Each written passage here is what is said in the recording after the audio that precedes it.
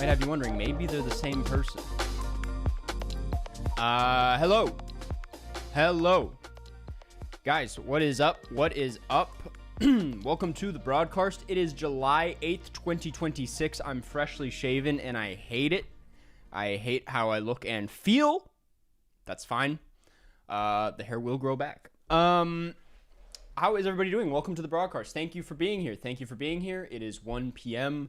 Pacific, and we're here on schedule for the broadcast. And we're going to be here for about the next 3 hours or so.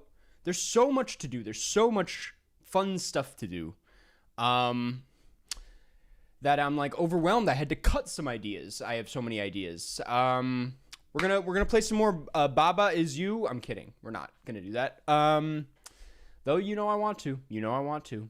DJ stream when? That's not a bad idea. If you didn't know this about me. I shouldn't even be really saying this out loud, to be honest with you. But I had a bit of a DJ phase a little bit ago. I picked it up as a hobby because every person in the world was, and I wanted to learn how to DJ. And for a brief time there, because I was like, there's no possibility of me ever doing this out in public, I was like, what if I set up like an anonymous account and just started streaming DJ sets? And like, you would have to, the whole point was that no one could find me that is familiar with my channel. It would be completely anonymous. I never went through with that, but maybe I still will. I could still do that. Might be fun. A little scavenger hunt for people. But anyway, how is it going? Let me say hello to the members in chat, the people who are here early. I gotta say, a lot of people here before I even started, before the stream even got going. So shout out to you guys here and ready. Hello, Tyler. How's it going? Maxwell Hampton, good to see you as always. Ellen, happy to see you. Tomas, Dan Word, Soul Maxwell. What the Falconer, good to see you as always. Nick Rudo, happy to see you. Scrolling down. Matt, man, good to see you. A lot of Maxwell Hampton. You are going hard in the chat today. But shout out, thank you for the support. Thank you for the support. And everybody say hello to our mod for the day, John. John is here, as well as some other members. Electrify, good to see you. Good to see you. And Pink Baby Zebra. CJ13 Goat. Joe Tarones. I hope I'm not missing anybody. Anna, Matthew. A couple more people rolling in. Moth in the Sky. Good to see you guys. Okay, yeah. So today's going to be fun. I had this great idea last night that I'm bummed I didn't think of earlier. In light of the World Cup, in light of the fact that today's the first day without a World Cup match in many days, which is getting to me. I'm bummed about it. But it also kind of perfect because I don't feel like I'm missing anything while streaming and people are more inclined to tune in instead of watching the World Cup. But to make up for it, I decided, what if we did a World Cup of movies? And I drew up a bracket last night in Photoshop and basically picked the best movie that I can think of from every country that made it to the knockout stage of the World Cup. And we're going to go through it. We're going to discuss. And if it's not too hard to set up, I was thinking each round we'd have a rapid fire 30-second long poll in chat deciding who goes forward. Because I don't want it to just be up to me. It's up to the community. And we don't know what's going to happen. But if I feel strongly about something, I'm going to do my best to make the case for why we should move it forward. I think it's going to be really fun. I think this is a really good idea. I will say it's a bummer. There's a lot of countries with great films, like South Korea, that did not make it to the knockout stage. I thought about doing a group stage thing, but we would be here all day. I feel like that would be a tough thing to court because then we'd have to deal with the point system. It would just be a disaster. And so we're just going to do the knockout stage. It's easy. It's simple to bracket. Funny enough, France could still come out on top in the movie bracket. So we'll see what happens. Also, it goes without saying, there are some countries where, actually there's a handful, I think it's 10 I counted, that I have not seen anything from the countries, but I did my best to research the most either representative film for that country or just the most popular film from a filmmaker who's from that country. And so we will discuss I have some fun picks in there. We're gonna get into it later, but it's gonna be a fun activity. After that, we're gonna talk about Basic Instinct, which was controversially this week's movie. I want to address the Withnail Gate situation from last week. Apparently, it was made clear in the comments of the live stream and in the Discord that like right after I called it as Basic Instinct, the poll changed to Withnail and I. Now, I am aware that this happened. That is deeply unfortunate. I do say every stream that as soon as I check the poll and call it, that's what it is. That is it's when because if I like the tail end of the stream doesn't really matter. It's when I call it during the stream, and when I checked the poll, it was in fact Basic Instinct. Now it was neck and neck. This is one of our closest. It was by one vote. It was by a single vote. That said, we will most definitely be putting Withnail and I in the bracket this week. If you guys are real about it, we will try to get it voted for. It would be my vote personally. Makes sense. It would only make sense if it was my vote. 1 second later, it wasn't. Ultra close. Carson rigged it. I have no say in this. I can't even, for the record, I can't vote on these polls myself. Like I think it is a perfect system. I think we have a pretty great system going. I mean, we could move it around certainly, but like the fact that I leave it up to the entire chat to decide on 4 films. I get to narrow it down to which 4 films interest me, and then members vote. I think that's it goes down the line. It's perfect. I feel like it works personally. I just wish there was I wish they had like the members poll in chat. I think that would, instead of on the community tab. But anyway, don't believe Broadcast Film Club fully corrupt. Listen, it was a dark week for us, all right? It wasn't a good look, I will admit, but we will try to make it up, and we will have Withnail and I this week. Hopefully. It depends on the votes. It depends on the votes. Jude, thank you for being a member for 7 months. Appreciate all the support. That's a long time. What does the billiards tag mean on your letterbox? It means anytime there's a pool table or any sort of game of billiards happening in a film, I tag it. And there is no greater meaning other than it's just fun to like look back on how many different films of all shapes and sizes have billiards in them somehow. It's interesting to me. That one's for me. The tagging system is a thing that's just for me. The man loves pool. I love pool. It's my favorite thing. You should see me at any dive bar. I'm running the table. If I get on the table, I won't be leaving for hours. And that's just how it is. It's just how it is. Aftersun has a pool table scene. See, I only started doing it like in the last year and a half, 2 years. So I gotta go back and like, as soon as I rewatch Aftersun, add it. I will say, as much as I love billiards, never played snooker. I've never played it. It scares me. Big table. Seems tough. Anyway, and then after that, we're going to play the new Cine 2 Nerdle season, which is also World Cup themed. And we'll get more into that later.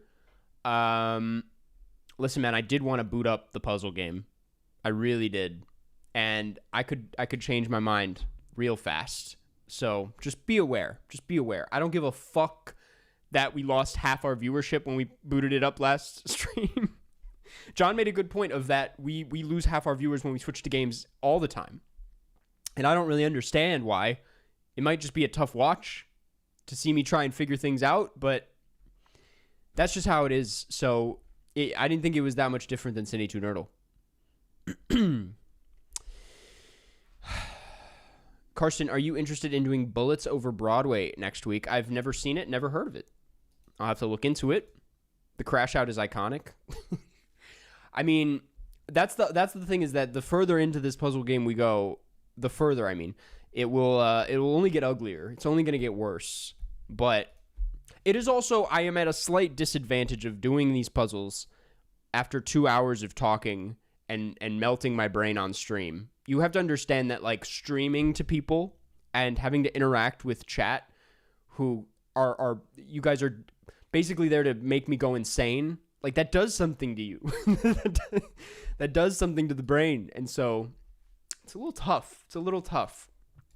Electrify, thank you for being a member for 1 month. I recommend you should watch Forbidden Fruits. It's a fun movie that you may like.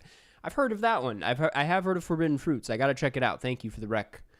Yeah, looking forward to it. Couple things in the news today. The Dune trailer dropped for the new Dune film. There already was a trailer, but this is a new one, and I watched it before hopping on here. It looks fantastic. I gotta say, like, I was wondering how much the look of the film would change with this new DP, Linus Sandgren instead of Greg Fraser. I was like wondering, because it's still like Denis Villeneuve movies kind of all, he's jumped through DPs, but they all kind of share the Denis look. And so I wasn't expecting it to look drastically different, and it doesn't look drastically different, but it is like significantly more saturated, and I'm a huge fan. I haven't done a ton of research into like all the technical aspects of it and like how they did what they did. I'm sure more of that stuff will come out closer to the film, but I think it looks absolutely great. I mean, it looks, just on a cinematography standpoint alone, like it looks the best of any of the films to me. But we have to wait and see. These are just trailers we're talking about here. There were a lot of good things coming out of CinemaCon about the film. Just to take it back a few weeks, apparently they showed like the first 10 minutes, and people were like, it's like they were comparing it to like Saving Private Ryan. I think this is going to be a great movie. I think this is going to be really good. I also just want to note, and I'll get roasted for this surely, but I think Timmy is looking great. I think this is the best he's ever seemed in a Dune movie. Like, he seems like he's putting everything into this one. It's not like and I was worried about this after the last teaser, where I was like, oh, is he just going to be like screaming? Is he just going to be showing forehead veins? But no, it's just, it seems like a really like kind of deep and troubled performance for this character. No one ever really like highlights Timmy's performance in these movies, and that's because he's kind of done his best to blend in for the most part. But here, I think he looks amazing, man. My sister roasts me every time. My sister has this whole thing where she's like, Timmy's career is done. It's over. No one cares about him anymore. And then I get like really defensive. And then she's like, whoa, whoa. She makes me out to be insane for loving him so much. And I'm like, I don't even love him that much. I'm just saying you're wrong. Like, that's all it is. I'm not Club Chalamet like that. I just think he's... And then I went into the whole he's our only movie star spiel, and she was like, you need to calm down.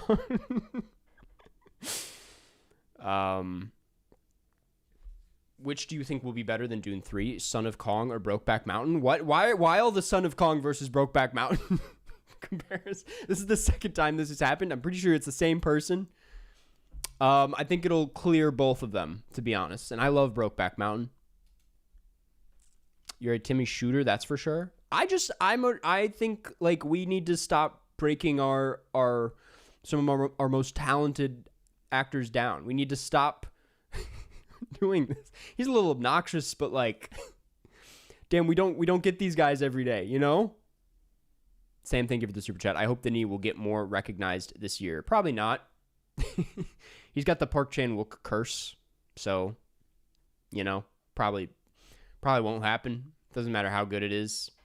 Maybe it'll be a Return of the King situation, though. Maybe Dune will really bring it in. I mean, so far, listen, just to segue into more news, there were some first reactions to the Odyssey. Odyssey premiered in London, I believe, this week. I have not seen it. A bunch of critics there's been a couple press screenings. I think the embargo's still going, like, you can't, there's no proper reviews, but there's like reactions, whatever that means. But they've been good. I've seen some people say it's incredible. I've seen some people say it's his best. I've seen some people say it's fine. And all of that to say, like, if we're talking Oscars, I never thought the Odyssey was going to be like a Best Picture situation, might get nominated. definitely won't win in my opinion. The path is clearing for Dune. They're clearing the path for it. So could happen. How was Bardo? I finally watched Bardo this week for a video I'm making, and I couldn't avoid it any longer. I had to get into it. I had to watch it, and it was a really interesting experience, that movie. I did not hate it. I didn't even dislike it. I didn't think it was nearly as bad as I thought it was going to be, based on like what I've been hearing about it for years. Actually, I've always heard that obviously the cinematography is beautiful, but watching it, I was like, oh man, it's really good. That movie looks really, really good. It's a little weightless. It's a little watery, but that's kind of what you get with Iñárritu these days. He likes to just try to be Terrence Malick, but I think it's a little bit more focused than people give it. I honestly think the cinematography is more interesting than The Revenant, but I think The Revenant's obviously a better movie. I just think it's a really well shot film with really great images throughout. A lot of like Roy Andersonisms. I'm really glad I checked it out before Digger, because I'm like, I don't know. It feels like it's nice to see him transition into that instead of going right from The Revenant to that. I'm like, it was nice for me to check out this middle period. But I mean, it's the movie itself kind of boring. Like, it's not bad, but it is a little boring. It's pretty dull, especially next to like, I've been watching a lot of his movies recently, and this one really kind of, it's like he made this just for himself. It's a movie made for himself, maybe for the people in his life, maybe maybe to an extent for his critics. Like, he's trying to get ahead of critics a bit in this movie, which I think is, I don't know. I always think that's a little strange when filmmakers do that. I think it's a very revealing film about him and how he makes his work and how he's responded to the success of his work throughout the years. And so I think it's really interesting in that way, though it's more interesting in concept than it is watching it. Like, it doesn't work as the most like riveting movie. It's very up its own ass. But like, at the same time, and this is where it gets complicated, I kind of have to respect it at a certain point, that there's not a lot of filmmakers who can get away with this. And I mean that like specifically in just getting the money raised for something like there's nobody out there, not a lot of people out there who can have this level of access. And I like the fact that he was given it and he just went all out making something that was clearly maybe therapeutic for him. I gotta respect it at a certain point. I also thought a lot of it was funny. I thought some of it was quite funny. But I don't know. I reading the synopsis for Digger and seeing oh my God, I was not aware the Digger runtime is like a 106 situation. 106 minutes, if I'm not mistaken. Now, I don't know if that's confirmed, but that would be amazing. That would be so great, man. That makes me way more excited for this film if it is an hour and 46. I'm very curious. I'm super curious about that movie. I still need to see 21 Grams, but yeah, I'm basically caught up on my Iñárritu, and there'll be a video about him in a couple days.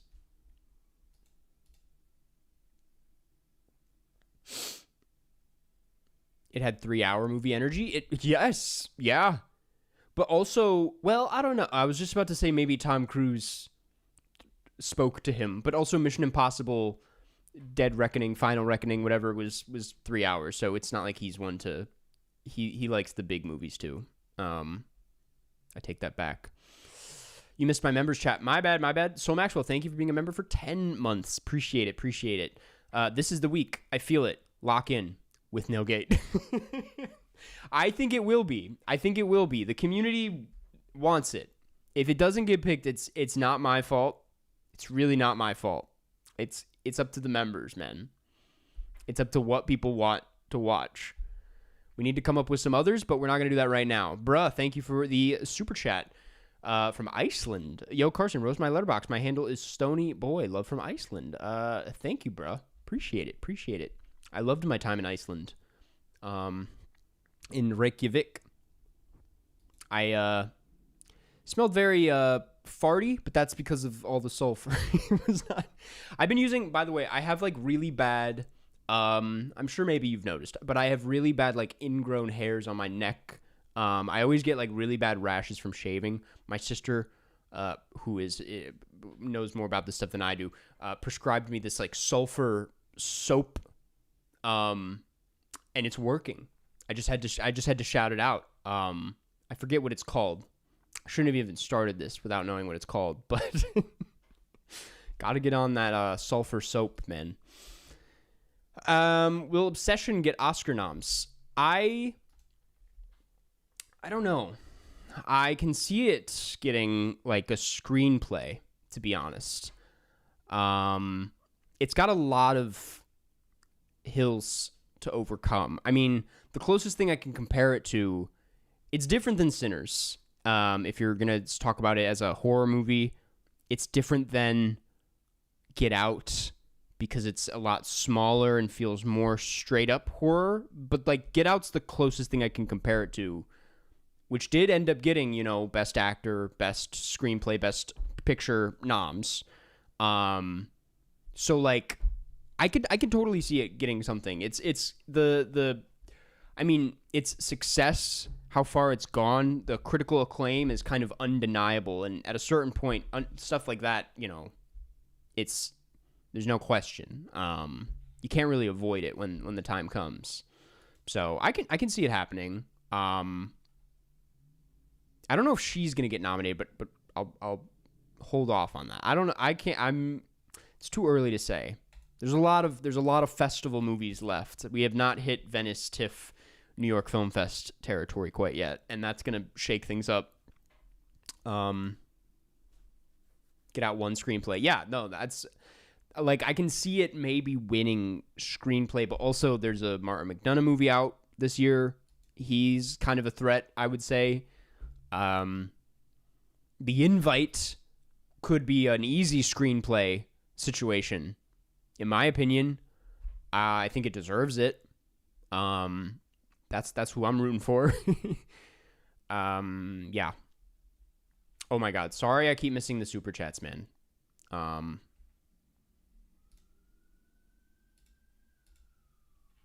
Hold on. Why isn't it letting me? Oh, shite. Okay, wait. I'm getting there. What the Falconer, thank you for the super chat. Ever seen a film with a live orchestra? How was it?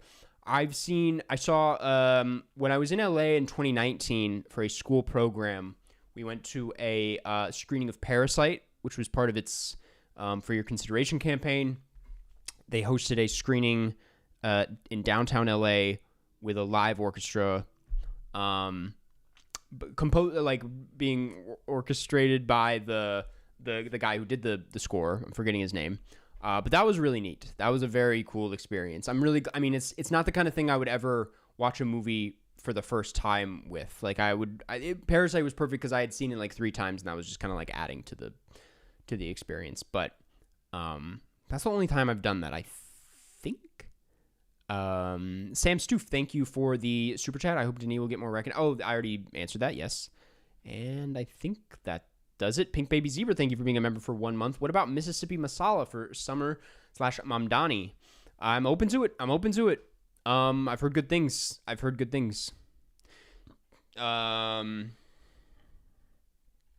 Okay. I think that's all caught up. I'm going to eat macaroni and cheese. That sounds like a great time. I have to shout out the Trader Joe's Hatch Chili mac and cheese. It's quite good. I'm shooting for Life of Brian. Not a bad idea. Carson, what's your favorite food? You know, I don't know if I've ever been asked that. All my years doing these Q&As, I don't know if anyone's actually asked me my favorite food. Like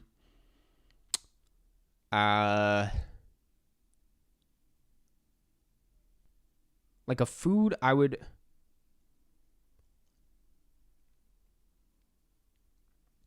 Listen, I do... no.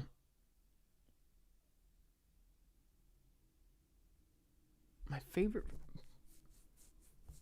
Let me think, because I'm not going to say like a specific restaurant's dish. I'm saying like a general food that is most of the time pretty good. Dude, I love a breakfast burrito. I think a breakfast burrito is often pretty good. But I was going to say between that or like a bacon, egg, and cheese on a bagel. I like my eggs, my cheese, and my bacon in some sort of bread. That is something that is just always amazing to me. A grilled cheese is usually fire. That's super true. That's super true.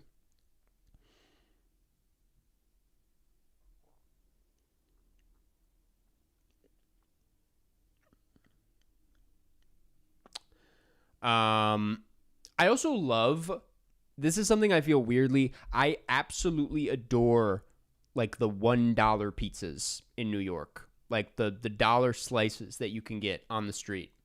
That is like something I'm so mad we don't have anywhere else in the States, so accessible everywhere, is that you could just, the dollar pizzas in New York are just incredible to me. I don't care. Like they're a 6 out of 10, but most of the time incredible. Frozen pizza is so peak. No, it's different than frozen pizza. Can be so good, yes. Can be so ass sometimes though. Like can be a day ruiner if it's wrong. Carson, New York is a crazy thought. Listen, I'm trying to get back. I haven't been in many years. I absolutely love New York. I've tried to be in New York so many times throughout my life, applying for so many different things that are New York related and getting rejected from all of them. It's like that city does not want me, which is a problem because I want to be there. I'm built for LA. LA I've had so much luck in. It's a city where that has treated me very well, which is I'm like not gonna butt against, as I know it's treated a lot of people terribly. So I'm like, I guess I have to like listen to how things are going and accept the fact that LA is just unfortunately where I belong.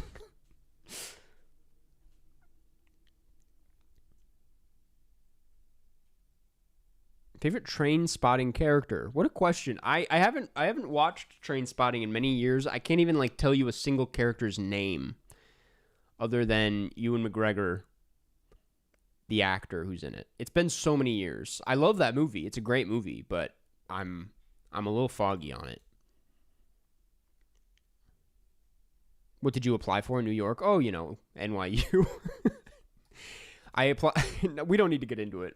I've applied to NYU in many different ways. And they just don't want me, and that's fine. NYU, we're not going to get into it. Ever gone to the IFC Center? I did last time I was in New York. Yeah, I went to see El Planeta in like this very tiny theater, and you could kind of like every now and then hear the subway go by, and I loved it. It was so great.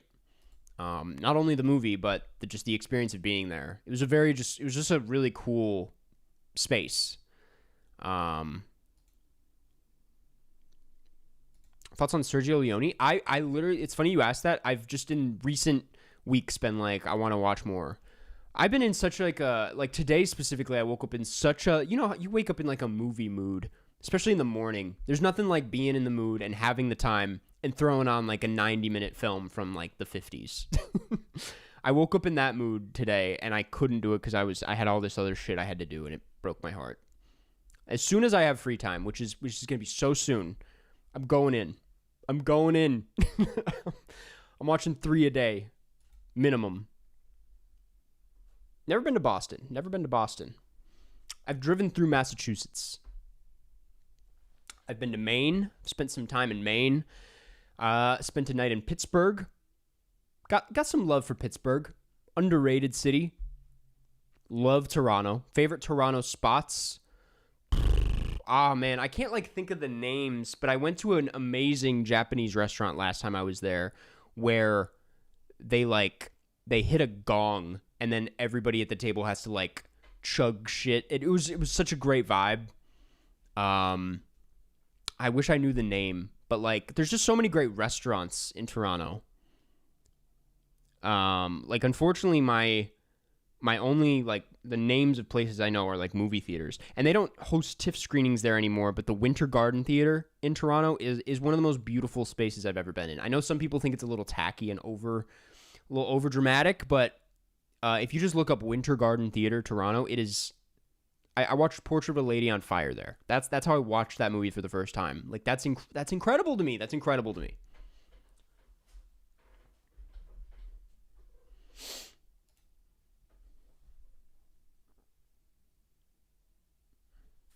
Carson, have you ever been to the Bell Court in Nashville? I have not. I've spent some time in Tennessee. I've never been to Nashville, but I've been to like Tazewell, Tennessee, if that means anything to anybody. Tazewell and gosh, there's another town. Where's my damn phone? Oh, it's right here. I was like, I don't have my phone on me. Wait, I need to get this. I liked Tennessee quite a bit. I'll say it. Knoxville, of course. Yeah, so it's closer to Knoxville.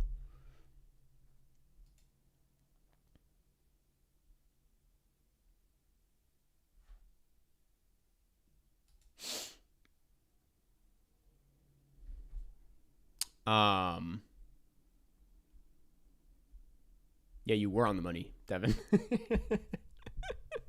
What's the biggest, most popular movie you haven't seen? That's a good question. Let me check that. I've checked this often. I go to Letterboxd. It's usually a superhero movie. Like Shang-Chi, I still haven't seen. That was it for a little bit. Oh, no. I know what it is. And it's been this for years. It is Dead Poet Society. Still haven't seen it. It's like front. It's like right there. It's like right there. Staring at me. That and Perks of Being a Wallflower. Next is Deadpool Wolverine, which I never saw. How to Lose a Guy in 10 Days. The new Fantastic Four film. Star Wars Episode 3. Goblet of Fire. And then there's a bunch of Harry Potter movies. It's like yeah. I wanted to keep going because I was actually too afraid to look at chat.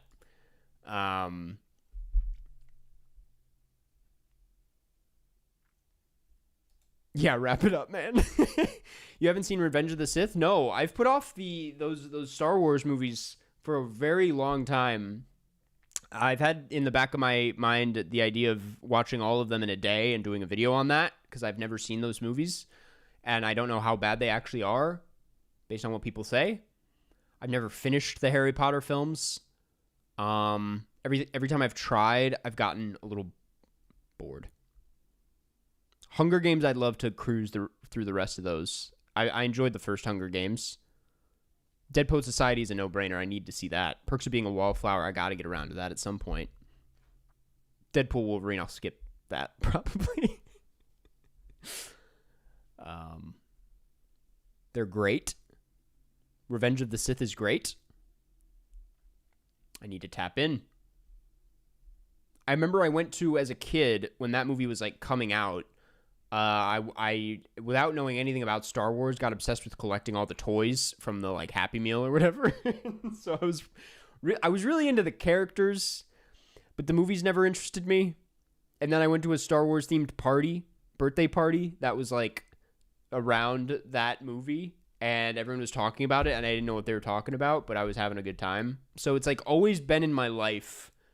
Obviously, it's can't escape those films, but I've never actually seen it.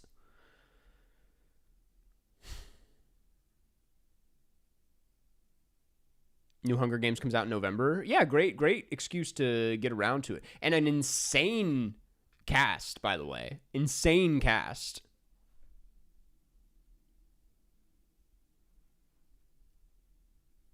Yeah, I'm realizing I never, and I don't know if this was just the way I was raised, but I felt like I was always, growing up, I was always late to the party with franchises.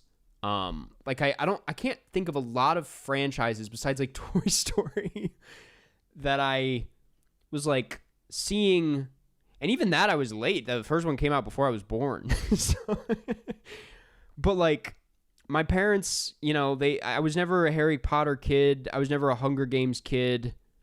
I was into Percy Jackson, but we all know how that turned out. I loved the Spiderwick films. We all know how that turned out.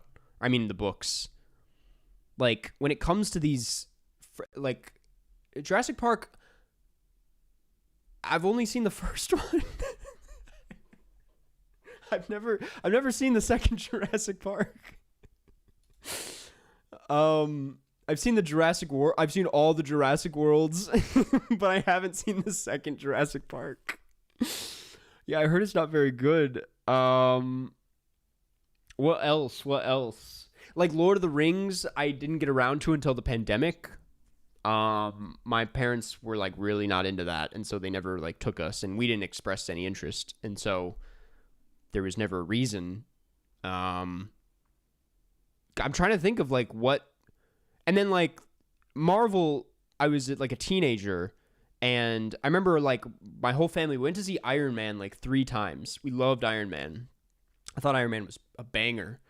And then I saw the rest of the Iron Men. I should say, like that is a franchise I stuck with. But then as soon as they introduced like Captain America and the Avengers, I was like, I remember when that came out, I was like, that's cool.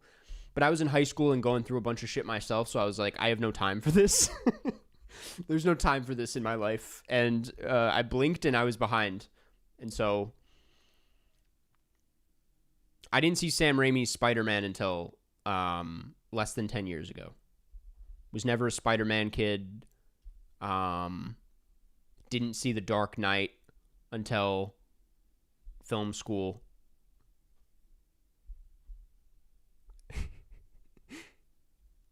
I've never seen Rush Hour. Matrix, I didn't see until film school, but I love The Matrix. Just didn't grow up on it. There's a lot of big ass movies.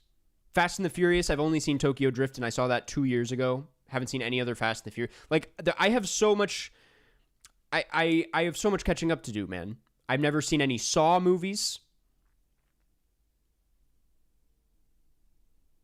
What did you watch as a kid? A lot of animated movies. I watched animated films for a long time. Narnia. I watched the Narnia movies. Pirates of the Caribbean. There it is. That's the answer. That's the one that I was super in. I was really into the Pirates movies.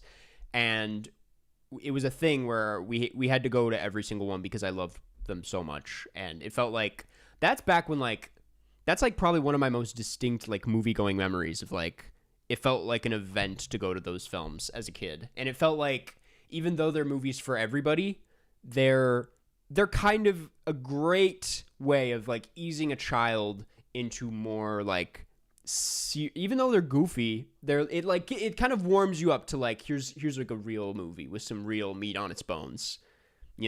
That's not animated.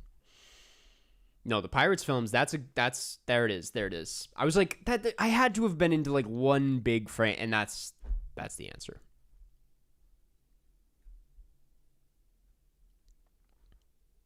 I've been wanting to do the Saw video for a while, yeah.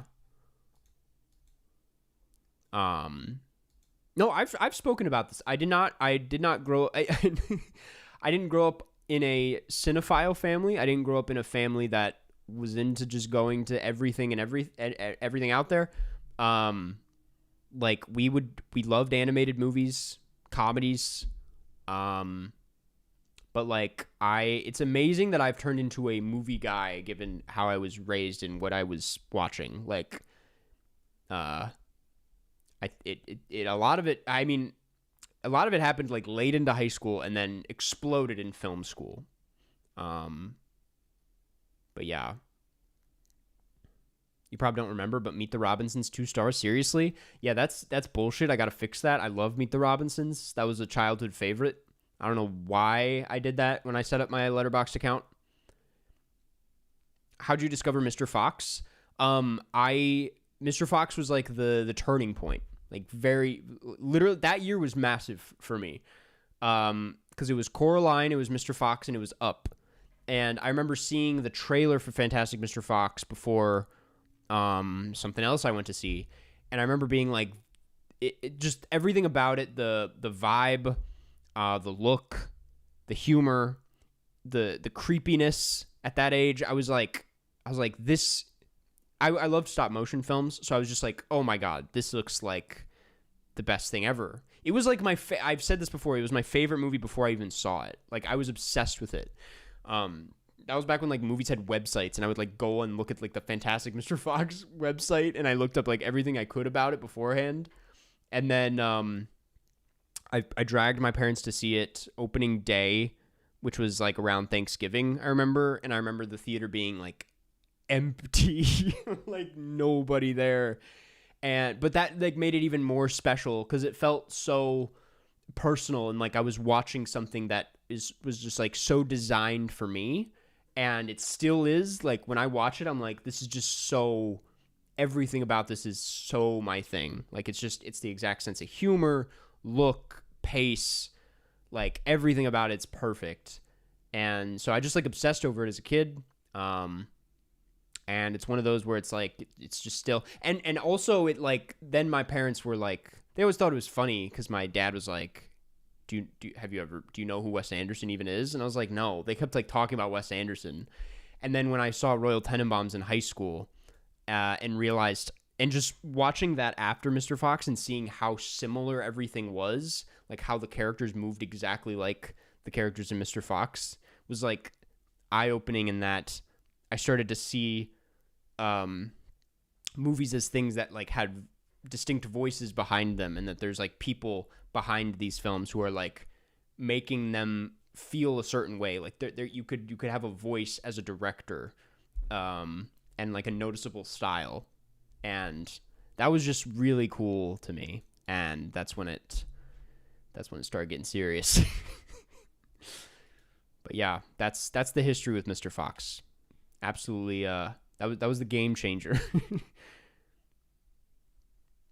Speaking of which, did you hear Wes Anderson got trapped in an elevator yesterday? Yes, man. I saw the video. The video's amazing. If you ever wanted to see Wes Anderson speak to like a no bullshit LA firefighter, it's a great watch. Incredible interaction. With who was it? Brooks? I get the names mixed up, so I don't want to mess that up. I want to say James L. Brooks.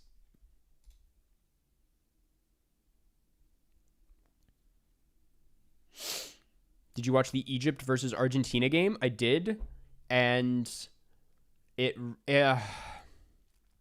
Luke Wilson, yes.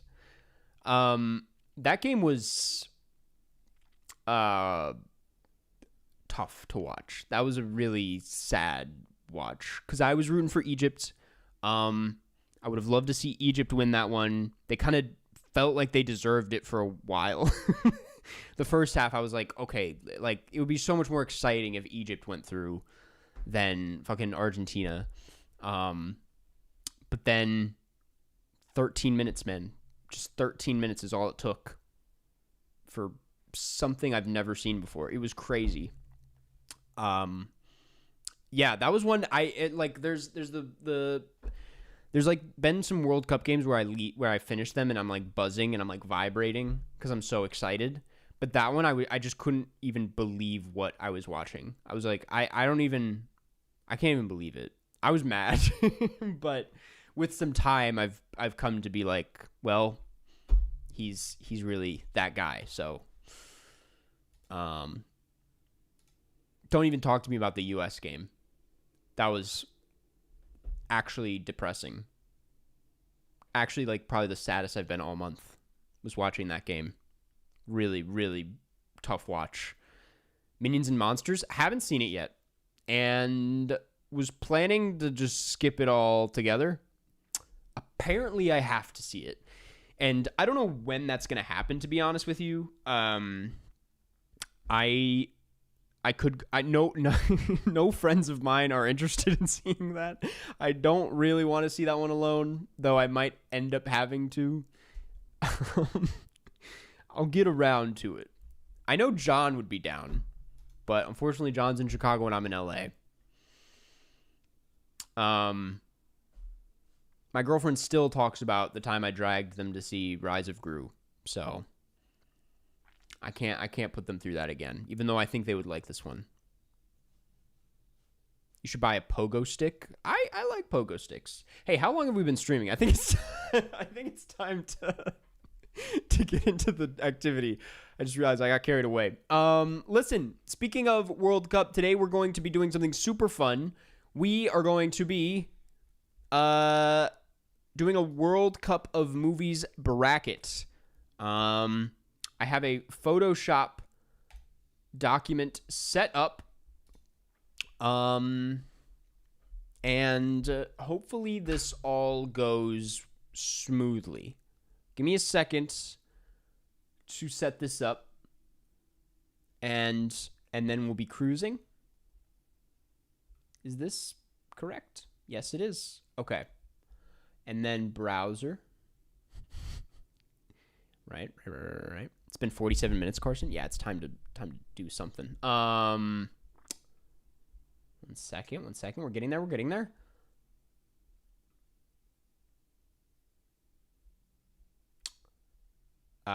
Okay. And moving right along. Okay, so this is what I have. I downloaded this FIFA World Cup knockout and I just replaced the country names with movies. It's pretty self-explanatory. I picked the best movie I can think of from each country. And if I haven't seen any movies, I picked like which one seemed like the most notable on Letterboxd. And I'm not talking about movies that were just like shot there. I'm talking about movies made by people from there, or that are about the country in an interesting way. Yeah. Let's go through the selects, and through this we're gonna decide on what country wins, what country has the best movie. And I'm gonna go through this, and Shaq can speak on maybe there's a better option. People, I shared this in the Discord yesterday, and people were already coming up with better options for a couple things. So let's start with Germany. Wings of Desire. Off the bat, some people might think I should put something else, but Wings of Desire, when I looked at what I've seen from Germany on Letterboxd, is kind of my star here. Incredible film. Really good Wim Wenders. Paraguay, The Heiresses. I've not seen anything from Paraguay. I haven't seen this movie. You can look it up on Letterboxd. It looks very interesting. Came out a couple years ago, it seems, and people seem to really like it. If anyone has a better option, let me know. But I don't think it matters at the end of the day too much, as Wings of Desire is a pretty strong player here. For France, this was really tough for me to narrow down what's going to be the French movie. And I ended up going with The Umbrellas of Cherbourg over, a Godard movie, a Truffaut movie, a Varda, Portrait of a Lady on Fire, Climax. There were so many options. Titan. But I ended up going with Umbrellas of Cherbourg, as it feels like, a real powerhouse. It's going to be tough to break that one down. And then Sweden, I had to go with Persona. I mean, it had to be a Bergman. And I feel like Bergman, even though I honestly, off memory, like Autumn Sonata a bit more, I had to go with Persona, as it is like the most representative. I feel like it's his classic. I know La Haine was an option. Playtime. It was tough. South Africa, I have District 9. The most notable kind of like South African movie I could find that I've seen. And then for Canada, really tough. I almost put Nirvana the Band, the Show, the movie, but it's a little fresh, and I felt like that was disrespectful to Cronenberg, who has been like the icon of Canadian cinema for a long time. And Videodrome is kind of feels like a true Canadian film. I don't know. I could be wrong. I was blanking on other notable Canadian films. But like he felt like I had to recognize Cronenberg for Canada. Ginger Snaps, I guess. Shrouds. I know Nirvana the band, the show, the movie would have been good, but it's I had to respect Cronenberg a bit here. Netherlands, I have The Vanishing, which we just watched for the broadcast. Great movie. And then for Morocco, I have The Blue Kaftan. I've not seen it. I've heard great things. It was a big festival movie a couple years ago. Have not gotten around to it, but have heard good things. How did Red Rooms not be considered? I mean, Red Room's another good option, don't get me wrong, but again, it's Cronenberg. It's Cronenberg. This one's fun. Portugal versus Croatia.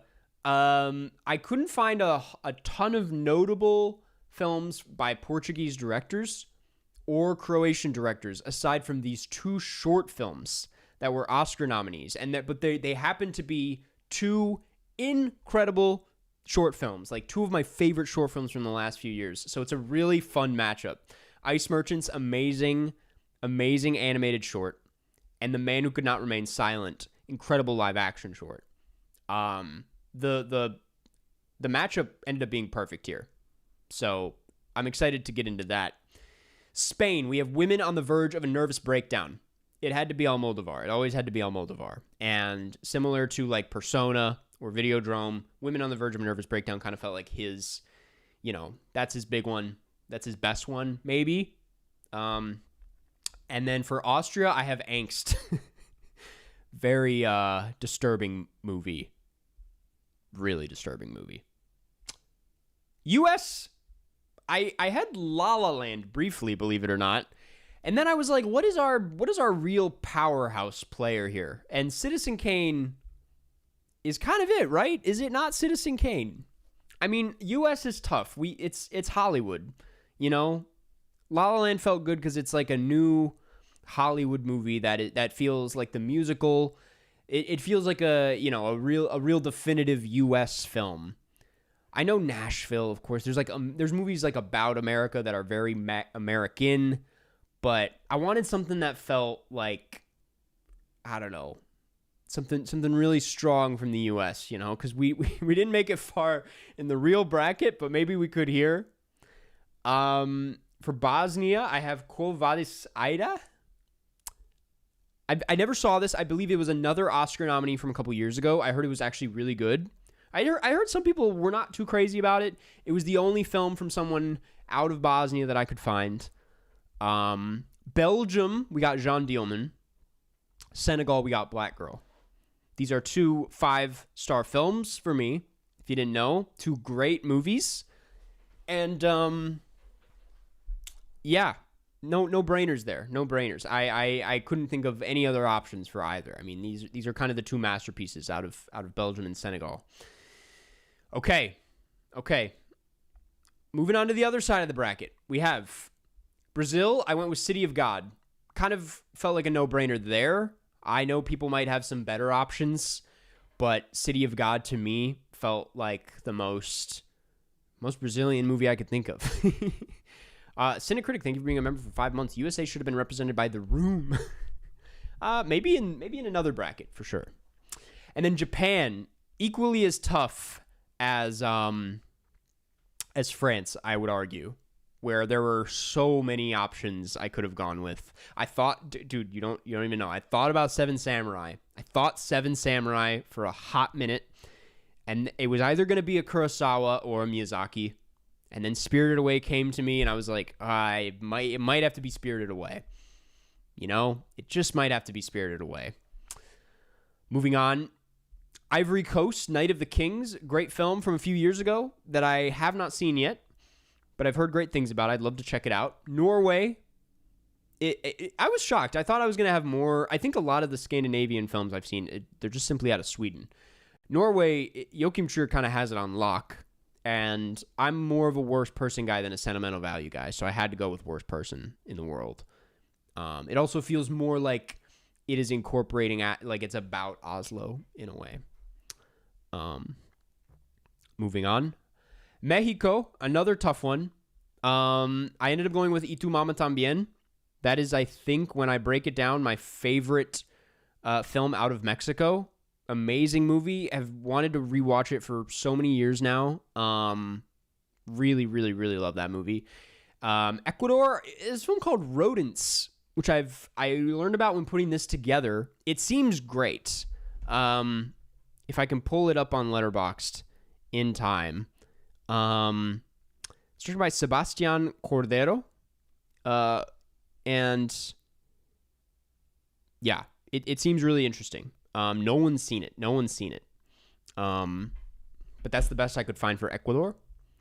England is where I'm open to maybe some other suggestions. Off the dome, I was like, Mike Lee's Naked. Why not? Naked by Mike Lee. That's like my favorite. But then I saw some people in Discord pitching some other ideas, and I was like, yeah, there probably is a better option for England. Yes,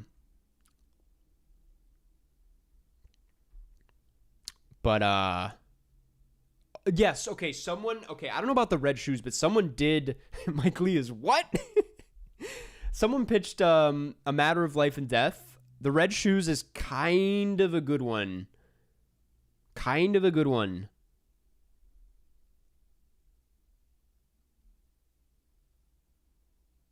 I like Red Shoes. Red Shoes is a really good option.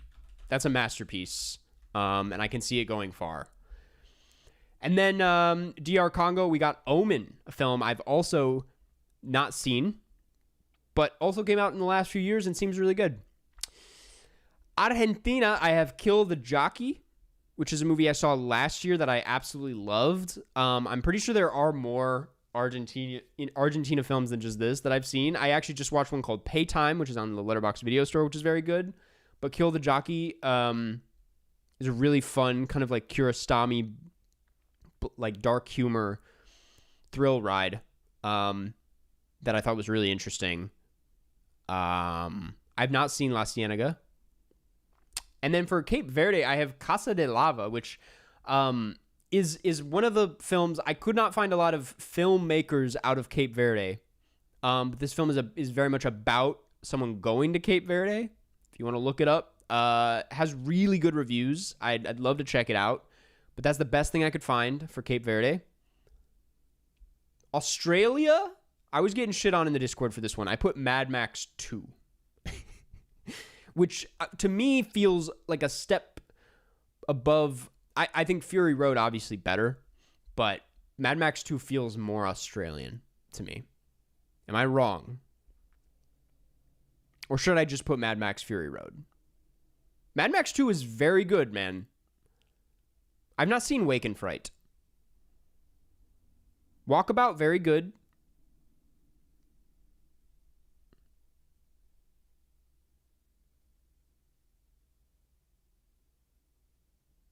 Crocodile Dundee, mate. Sabotaging Australia. You know, I might as well put Fury Road. I think Fury Road, that makes sense.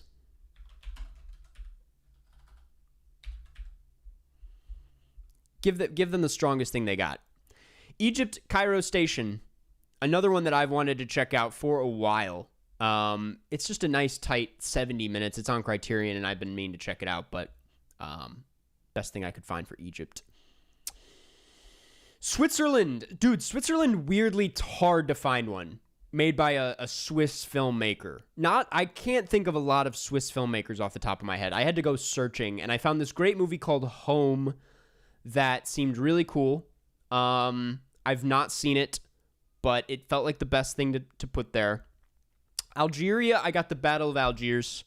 Not made by an Algerian filmmaker, but felt like the strongest thing I could find for Algeria that I've seen. Battle of Algiers, a masterpiece. Is Godard half Swiss? I did not know this. My Life is a Zucchini? Swiss filmmaker?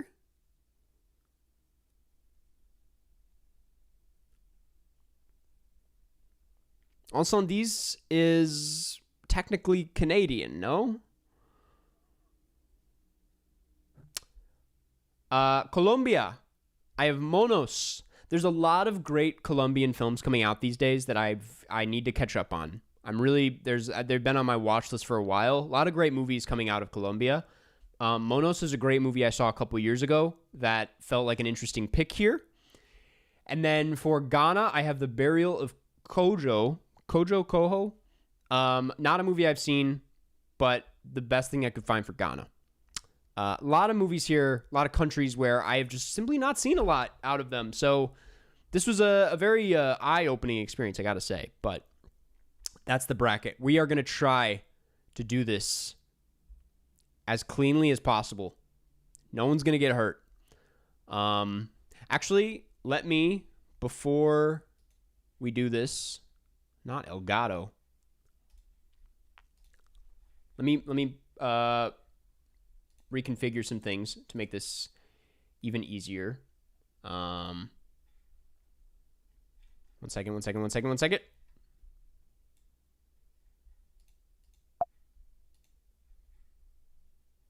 Wait. Okay.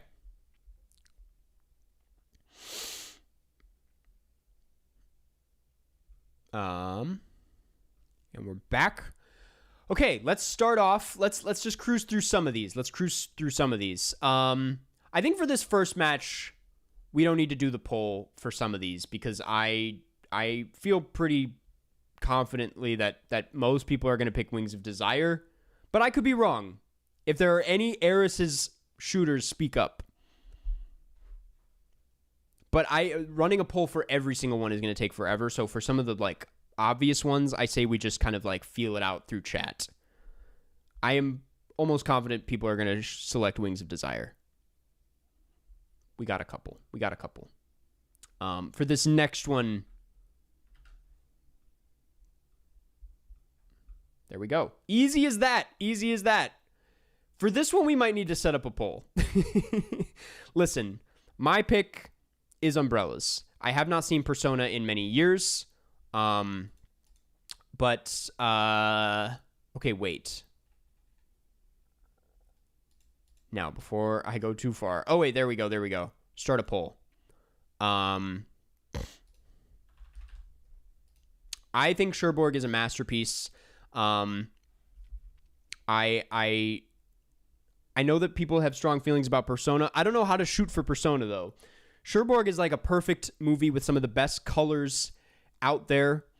Mods can't do shit on here. I know. I'm trying to figure out how to... I figured out how to do polls, by the way. You don't have to stress about it, John. Just know that I'm shooting for Umbrellas. Persona, there are better Bergman movies. Cherbourg is the best movie out of all of France. What does that say? But it's up to the chat. I'm gonna set a timer. This is gonna get smoother the longer we do it. I'm gonna set a timer for a single minute.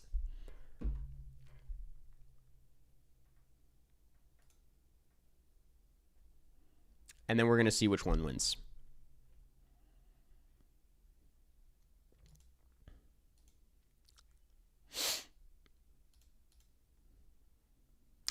If it's 50-50, man, I don't know what to do. I don't know what to do in that situation.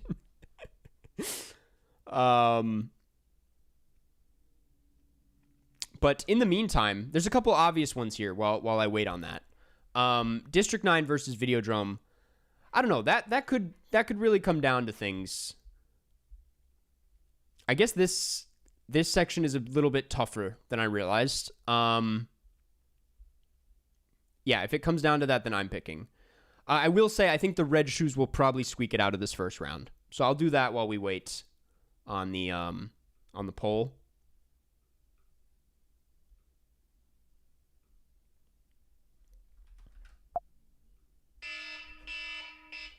All right. It's Umbrellas. I'm not surprised. How do I cancel the poll? Dismiss poll. It's officially Umbrellas. By a heavy 64%. I'm sorry to the Persona shooters. I'm sorry to Sweden, honestly. Couldn't make it past the first stage of the knockouts. in either bracket, but it is what it is. That is just embarrassing. Okay, listen. The poll is the poll, man. This next round's going to get crazy, but District 9 versus Videodrome. I am pretty positive Videodrome's going to win. Poll is still there. I thought I dismissed it. Did I not dismiss it? I did not dismiss it. I dismissed it for me personally. Umbrella's 54%, Persona 46%. It's going to be... Actually, you know, there's only one District 9 shooter in chat. And it's Devin Bishop.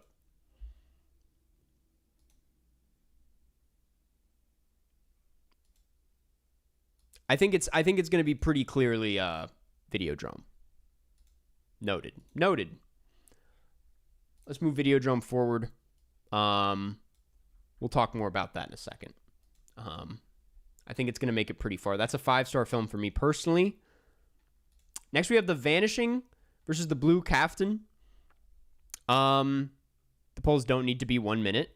Yeah, I was thinking maybe 30 seconds, like a real quick poll. This one, I'm not sure. I haven't seen the film, and there's might be some people who feel stronger. So I'm going to run it. And I'm going to run it for 30 seconds. 30 seconds is better, yes. So far, Vanishing is absolutely obliterating. Listen, I hope that this idea doesn't steer anyone away from watching some of these movies just because they haven't seen it. I think this movie looks great, and I would love to watch it. Though I think it's probably going to be Vanishing. Let's move it forward. It'll be Vanishing versus Videodrome. That'll be very interesting. This is chaotic, man. I think this is the best system. I'm not sure. Vanishing 89%, Blue Kaftan 11%. Next up, we have one of my most anticipated matchups. We have Ice Merchants, the animated short out of Portugal, versus The Man Who Could Not Remain Silent, the live-action short out of Croatia. Two amazing short films. Ice Merchants does a lot with a little. It's got a great art style, I have to say. And The Man Who Could Not Remain Silent built a lot of stress with very little. It's very contained. Both of these movies are bangers. I am going to assume more people have seen Ice Merchants, but you never know. I'm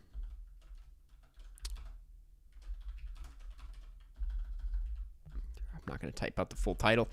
But yeah, Portugal versus Croatia. We're going to set it up right now. 30 seconds on the clock. Haven't seen either. You guys got to watch more shorts, man. Think about it as this is this is Ronaldo's. This is pretty accurate to the actual World Cup. It's like it can go pretty far, but it will not be winning. It will not be winning. 8 seconds. This was kind of close. I'll be honest. But it's going to be Ice Merchants. 56%. The Man Who Cannot Remain Silent. Let's move it forward.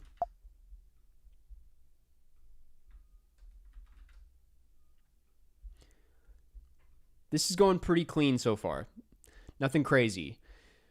Okay, there might be some real sickos in the chat for this next one. Even though on paper you might say Women on the Verge of a Nervous Breakdown will clear, Angst has its shooters. Angst certainly has its shooters. I'm just going to reduce it to Angst. Or, I mean, Women. I'm going to... You can pick up from there. One is an Almodovar film. One is by a filmmaker who I haven't seen anything else from him, but it's a real nauseating experience. One of Gaspar Noé's favorite movies, very close to a lot of Gaspar Noé movies. It's very brutal. Let's start the poll. 30 seconds on the clock. I would be shocked if women didn't win this, but like the actual World Cup, you never know. Spain might not make it through. Angst is a strong player. 13 seconds. Women versus angst. I got so much of both. And 5, 4, 3, 2, 1.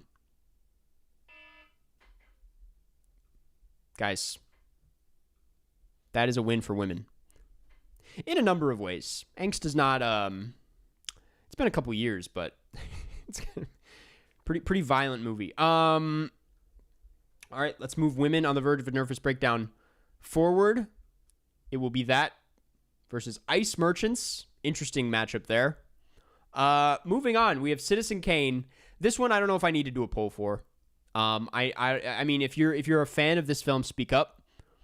But Citizen Kane is kind of undeniable where it stands. Its next matchup is more of a question. But I might move this one forward off vibes. Okay, whoa, wait, okay, maybe not. I'm gonna open the poll. I spoke too soon. You never know.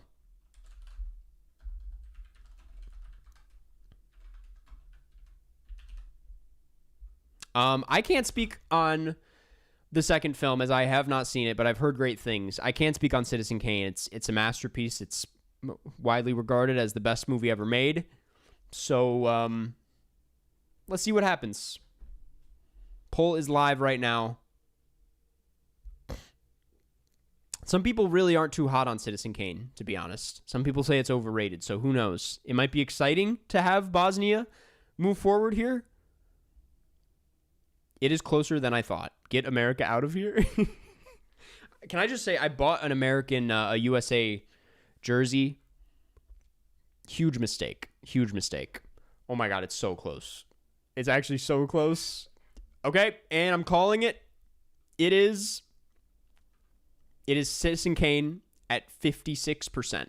57%, sorry. That was close. I don't know if Citizen Kane's going to make it too far at the end of the day. Just knowing how that went. It really is like the real World Cup, isn't it? Okay, we have Jean Dielman versus Black Girl. One is a very contained 90-minute masterpiece. Very similar movies now that I think about it. Kind of a silent protagonist, but a powerful film. Jean Dielman, same thing, but it's 3 hours and like 20 minutes long. It's the only... two very different movies and two very similar movies at the same time. Two masterpieces. This one I'm actually super curious about. I think, personally, if I were voting, I'd probably go with Jean Dielman as it has had a bigger impact on me in the long term. It was kind of my first experience with a movie like that. But Black Girl is very good. I'm going to start the poll right now. 30 seconds on the clock. This could be anybody. And I honestly think whoever it is, both of them could feasibly take down Citizen Kane.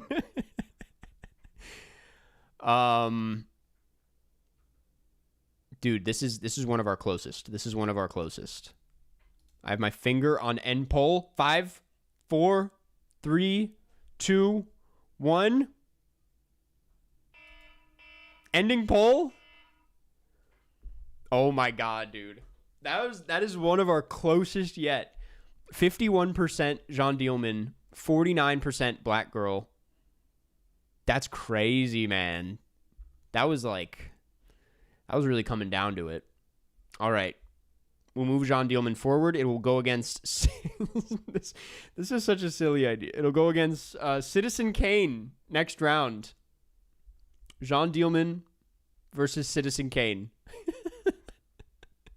All right. Moving on. We have... Ooh, this is quite the matchup. This is actually maybe the best matchup of this first round. We have City of God versus Spirited Away. Fuck, man. I don't even want to think about this one too much. I'm going to let the chat speak for it. City of God, an absolute beast. One of the best to ever come out of the country. But Spirited Away, arguably the greatest animated film ever made. To some, the greatest film ever made, period. To many, it's what got them into movies. It might not be as much of a close race as I thought. Starting the poll right now. 30 seconds on the clock.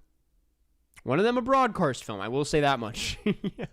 One of them is a broadcast film. City of God is such a bro movie. Kind of, not really. It's kind of about bros if you think about it. I think, dude, it's not, dude, I can't believe what I'm looking at here. I can't believe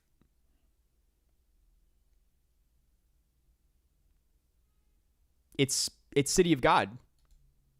It's City of God. What the fuck?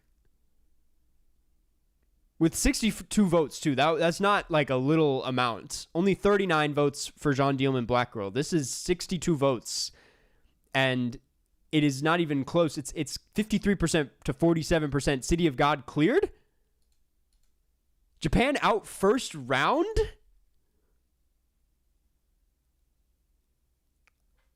I'm a little upset about this. I'm actually a little upset. Dude.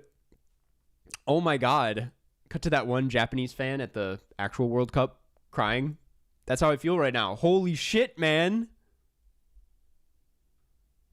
Dude, this is why we do the poll, I guess. Because I didn't expect that. City of God, moving forward. Oh, man.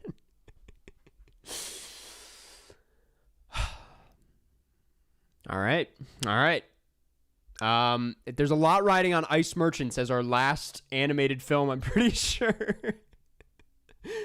Okay, next up, this might be a sweeper, but I kind of want to run it anyways. If you're a Knight of the King's shooter, please speak up. Please speak up. I have not seen it, though it looks very good. But you never know. People spoke up about the last one. Knight of Kings is amazing. Yes, Ice Merchant's the short. I think I might move Worst Person in the World up by default. One person said Knight of the Kings. You know what? What are we doing?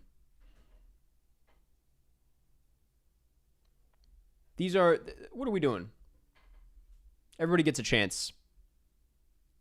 We're doing Knight of the Kings versus Worst Person in the World.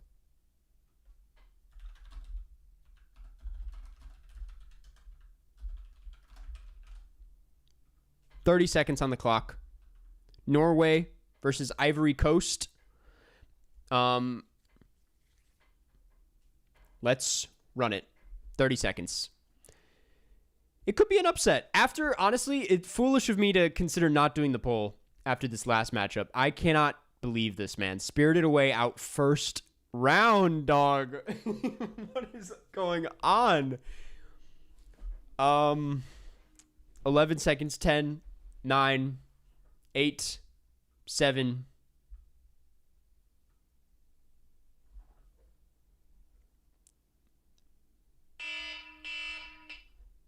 It's Worst Person. 75%.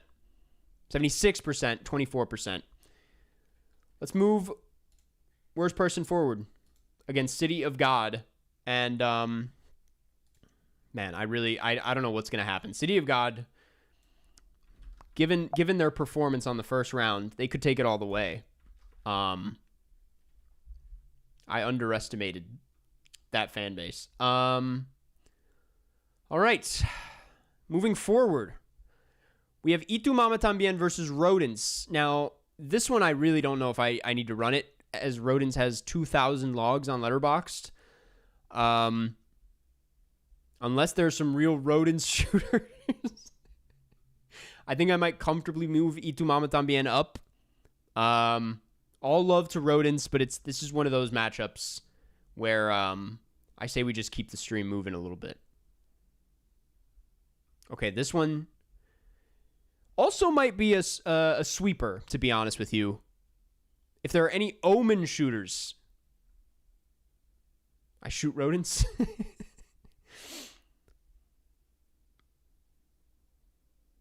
Has anyone even seen Omen? Let's run this one. Let's run this one. Omen had a bit more going on Letterboxd. We're gonna do Red Shoes versus Omen. Put 30 seconds on the clock. Red Shoes is a classic Powell Pressburger film, one of my favorites of all time, one of the most beautiful movies. I think it's Martin Scorsese's favorite movie. So we'll go through it. Boo. I can run the rodents poll, man. We can run it back. This might be unfair of me. It's 30 seconds. What's the big deal, you know? 4, 3, 2. It's going to be Red Shoes. It's a masterpiece. It's a masterpiece. 85%.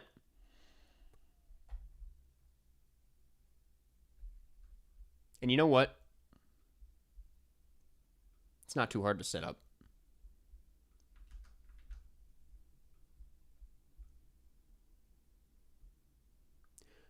We're going to do Y Tu Mama Tambien rodents. It's what the people want, man. It's only right. It's only right.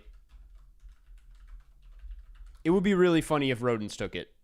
This is giving this movie a lot of exposure out of nowhere. And it's going.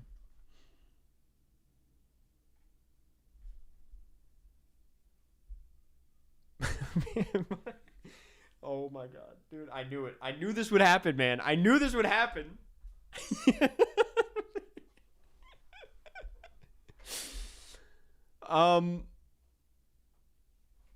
Where my rat boys at? This is going to be a long stream. This adds about 30 seconds, man. It adds about 30 seconds. All right. Are we going to be real with ourselves?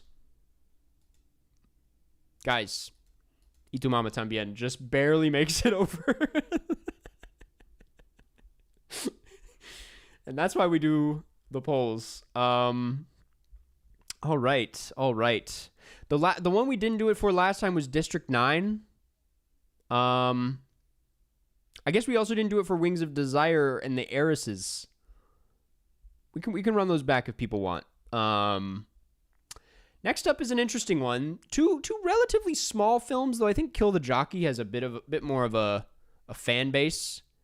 Based on, I don't know. I got messages after I saw it of people being like, "I'm so glad you checked it out." I was not aware that movie had such a following. But Kill the Jockey, Argentina, Casa de Lava, Cape Verde. Flode, thank you for the super chat. Only vote if you've seen both.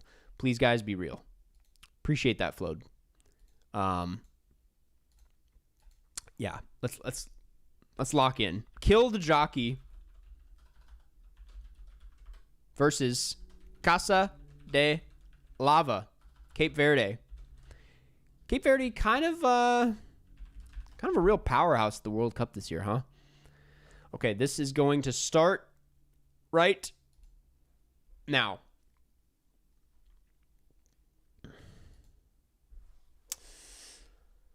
Jockey was kind of bad in my opinion. Yeah, some people weren't crazy about it, but I thought it was quite funny and also really beautiful.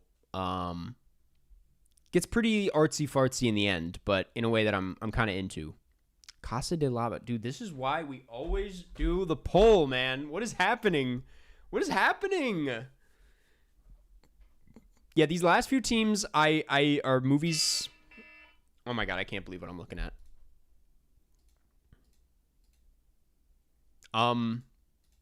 By a lot, apparently.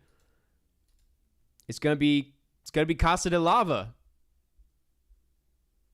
It's gonna be Casa de Lava. All right.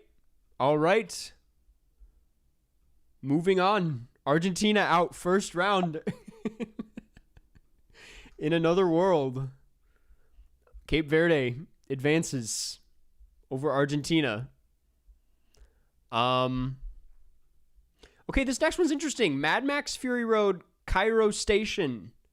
This is going to be closer than I think some people realize. Cairo Station is regarded as a really kind of heavy hitter in certain circles. So I wouldn't be surprised if it got it. That said, Fury Road is Fury Road. This is Australia versus Egypt. You know my pick. I haven't seen Cairo Station. I'm sure it's great. It's no excuse not to get around to it by this point. Only 70 minutes, but we are going to start it right now. You got no horses in this run specifically? Really? Not in this one?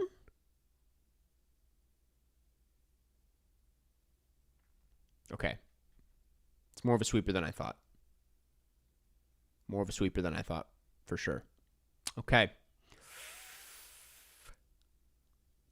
I apologize if this wasn't the best Egypt pick. I assumed it was based on Letterboxd, but all right. It is going to be Fury Road. It's going to be Fury Road moving on to face Casa de Lava. Comfortably. Okay. Mad Max Fury Road moving forward. Next up, we have Home versus the Battle of Algiers. Battle of Algiers is a classic. Home, I have not seen. But people might have strong feelings. We're going to run it. Battle of Algiers, if I was the one running this just myself, I could see it making it very far. One of my favorite movie-going experiences of all time.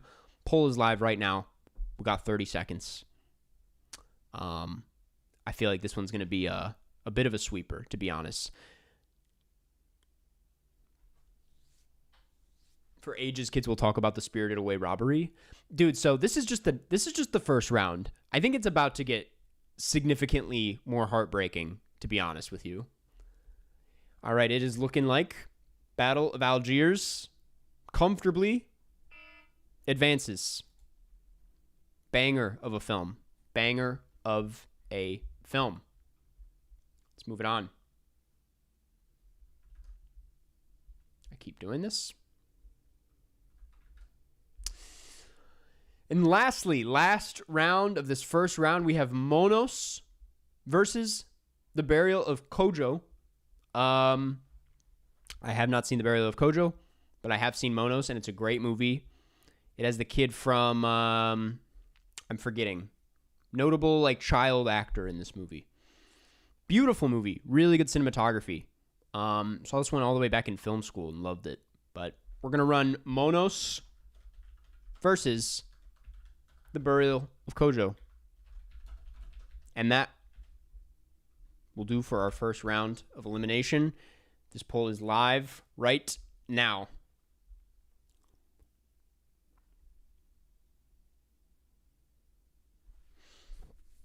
We don't talk about Kirsten Rehnquist. Why wasn't it Flow? Flow isn't that a Latvian film? Technically? Latvian filmmaker? It's tough on Letterboxd because, like, if another country is there, it means that they just got, like, okay, poll ended, but the alarm didn't go off. It is going to be Monos. Moving on. 62% to 38%. Let's move it forward.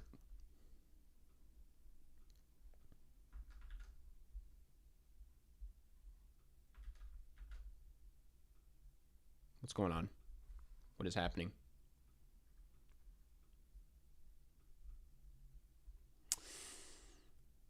Oh my God. Oh, there we go. That is why. All right. Let's take a look at the bracket. Let's take a look at the bracket.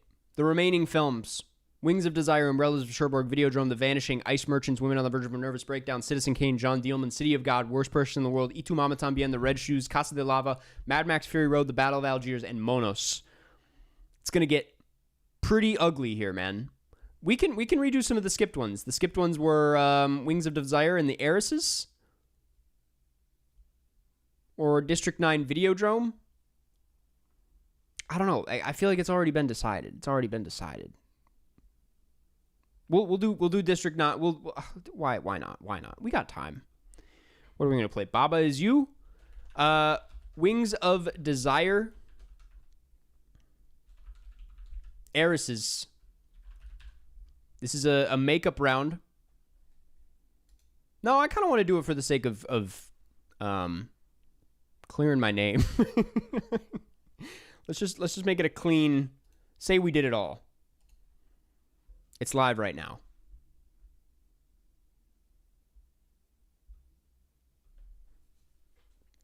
Play Baba. You never know. I might bust it out.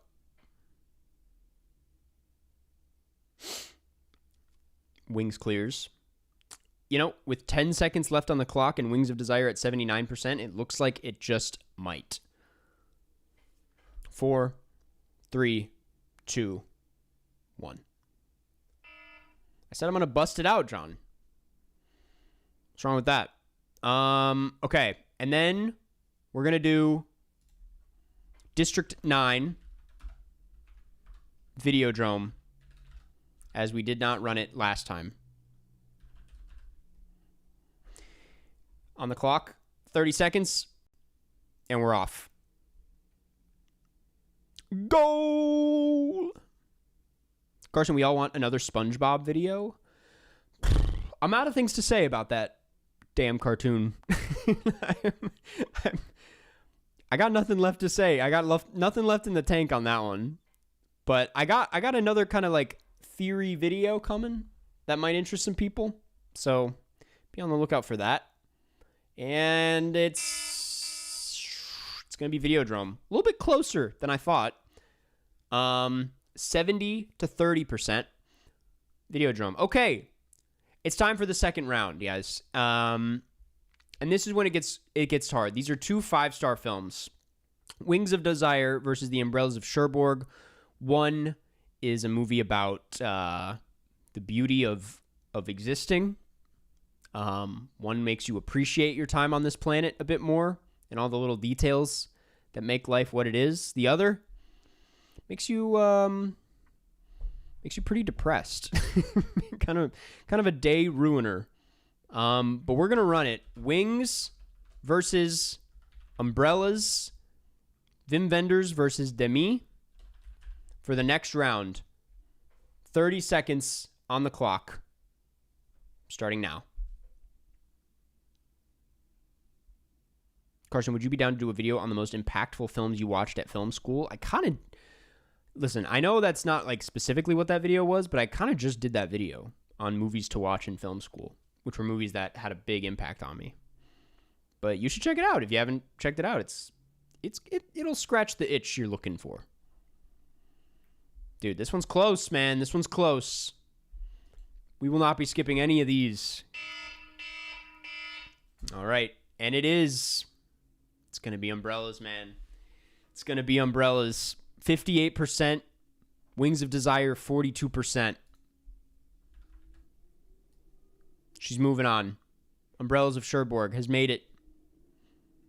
Okay, next up we have... This one might clear, just based on the vibe in chat when we did The Vanishing for the broadcast. But it's going to be The Vanishing versus Videodrome. Two bummers, in a way. 2 frustrating movies to some people, but maybe not.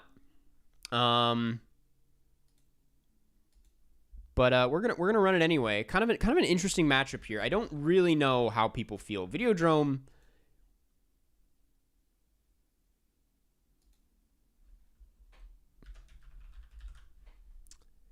I feel like people have a soft spot for Videodrome.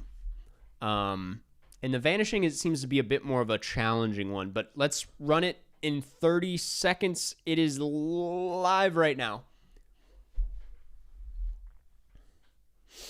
Carson's views are vanishing. I don't know what to say to that. I mean, the facts are the facts. They'll come back for the final. Videodrome overrated. Videodrome is visionary. Is Carson's hair vanishing? It's actually not. It's coming back, believe it or not. 3, 2, 1.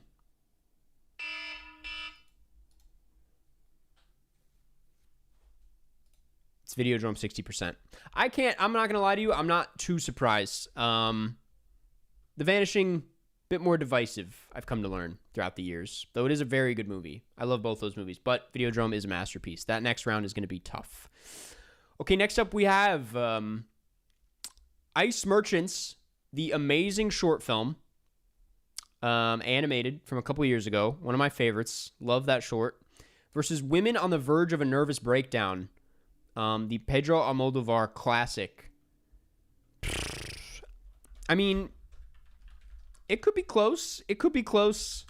But I don't know. Women on the Verge has a bit of an advantage being a feature and all versus a short film, but you never know. This is, I will say, something to say is that Ice Merchants is all we have left in the animated category. So do with that information what you will.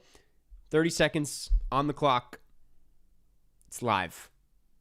Ice Merchants. It feels great that we are doing this. I agree. You don't understand, man. When I thought of this last night, I was like, this is going to be a blast. This is going to be a blast. And it's funny to see it, how it mirrors the actual World Cup in a surprisingly accurate way. Says a lot about the world, actually. And the winner is, it's Women. I don't know, man. I thought some of you guys were gonna push for Ice Merchants, and it wasn't so much of a sweep. I mean, it was a solid 64% versus 36%. But Women is, we love women here, don't we? Okay. Citizen Kane versus Jean Dielman. I think people brought a lot of feelings to this one. I think this is going to be a very heated match. It's going to get emotional, just like the actual USA versus Belgium match. I literally did wake up John. Let's see what wins, man. Two movies regarded by, depending what list you're looking at, each of them have been the greatest movie ever made to different lists. So this is kind of one of the great matchups of the bracket. Citizen Kane versus Jean Dielman. I'm going to put 30 seconds on the clock. And we're going to run it. Yeah, sight and sound is what I was referring to. Guys, Kane, okay? Dude, the thing is, like, this is not even like a jokey thing. Like, Jean Dielman has every reason to move on. Jean Dielman could very well take the whole thing, man. Like, I could see it happening. 10 seconds. 9, 8, 3, 2, 1. Oh my God, this one's so close. This one's so close. Oh, man. Dude. Woo. Citizen Kane, 51%. Jean Dielman, 49%. Didn't that happen with the Jean Dielman versus Black Girl too? Like, these are tough rounds down here. This is a dangerous part of the bracket. Okay, Citizen Kane is moving on to face Women on the Verge of a Nervous Breakdown. In another world, U.S. advanced. But we don't need to think about that. Okay. Next up we have, in an absolute shocker, City of God versus the worst person in the world. Will Brazil finally beat Norway at something? Because they've been losing all year to Norway, I guess.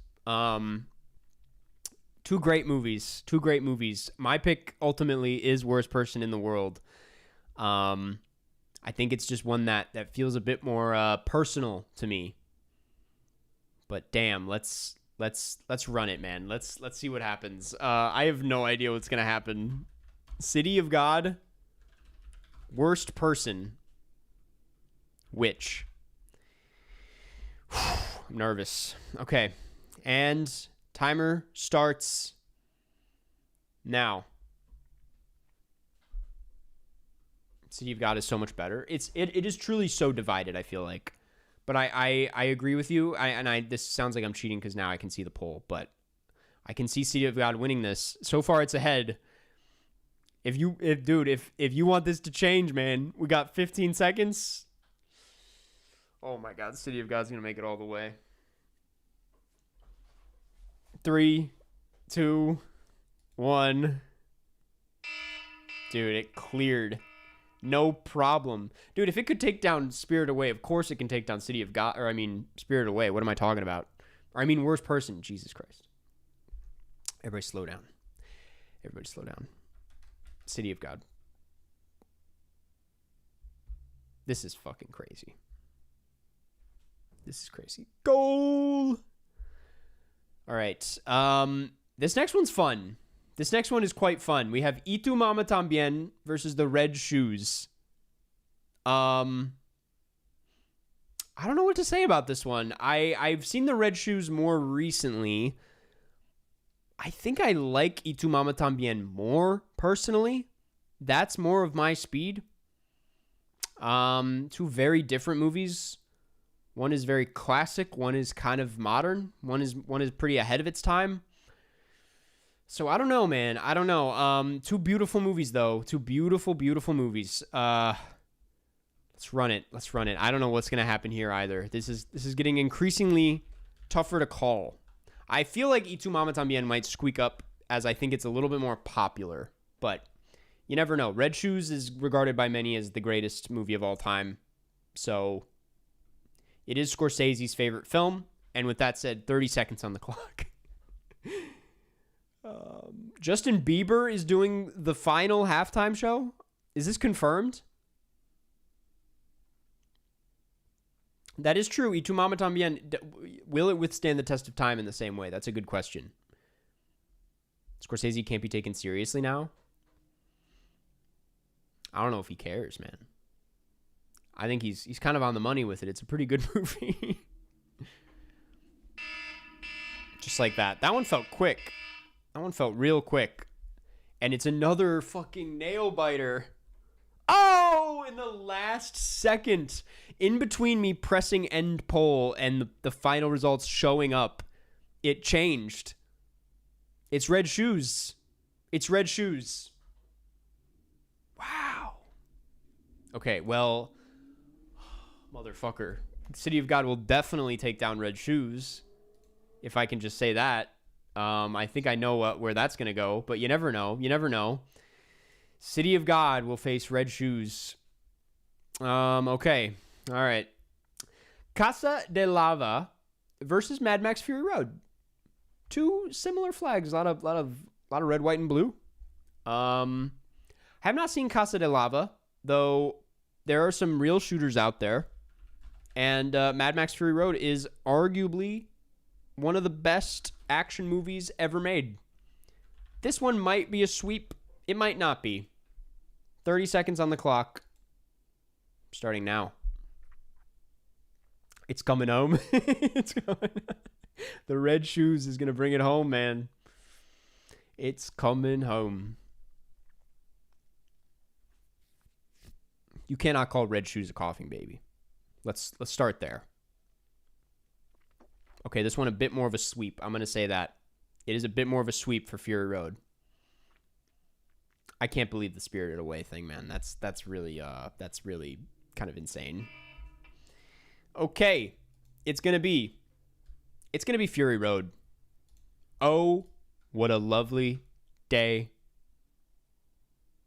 Fury Road advances. Next, we have the Battle of Algiers versus Monos. Listen, you might say this is a sweeper, though I will say I frequently get messages about Monos. There's some real Monos shooters in the world, so you never know. Battle of Algiers, though, is a masterpiece, so you never know. Let's finish this out. and round out this next stage of elimination. Battle of Algiers versus Monos is live right now. BTS will also sing at the final. Jesus Christ. Okay, Battle of Algiers is sweeping.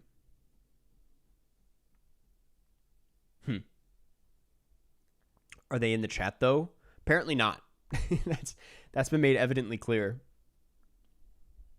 Did South Korea get knocked out? South Korea did not make it to the knockout stages in the actual World Cup, unfortunately, tragically. So they're not even here.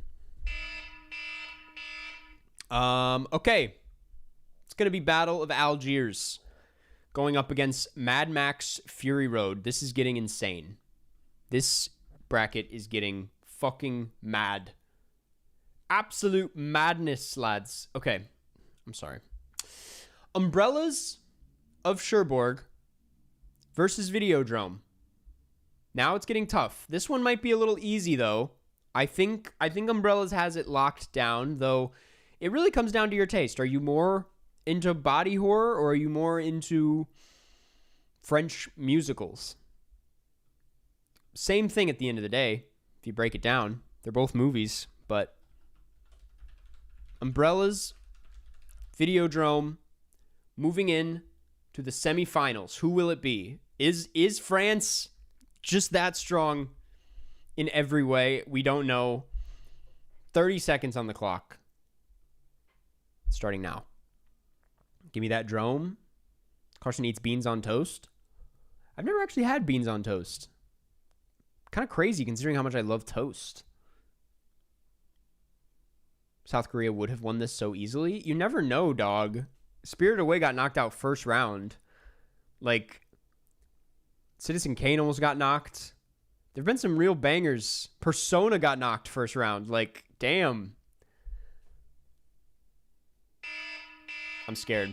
I'm actually scared. Oh, it's Umbrellas.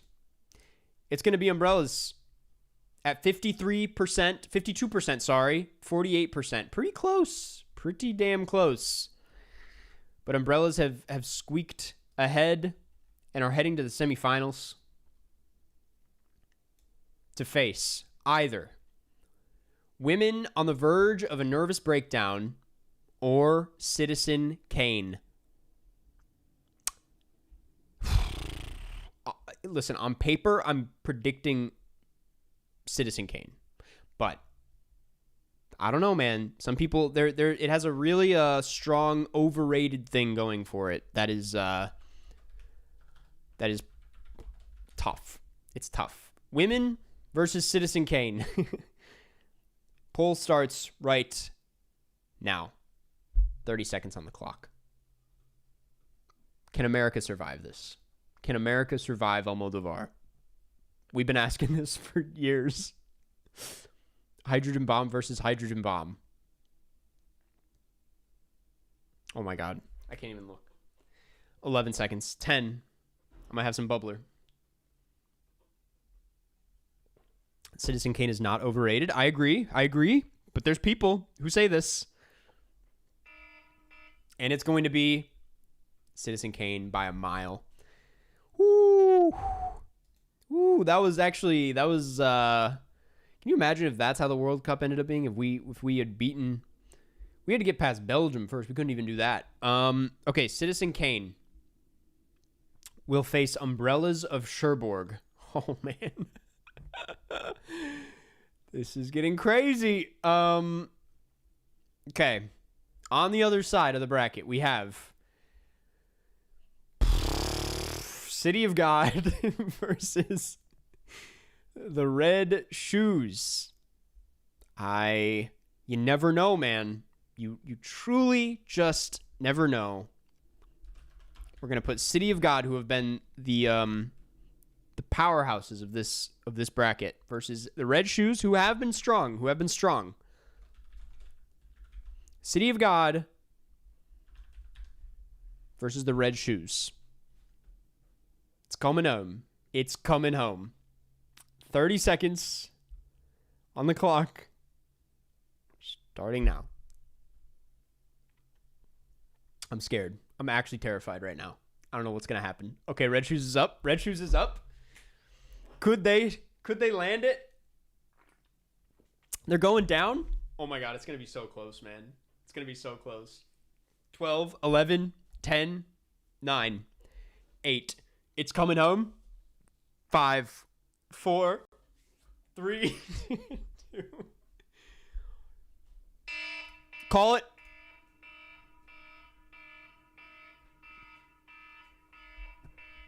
It's coming home, lads. Oh, man. They took down City of God. Wow. Wow. What a run. What a run was that. Ooh, generational. Generational. Well played, City of God. Well played. Very strong player this whole tournament.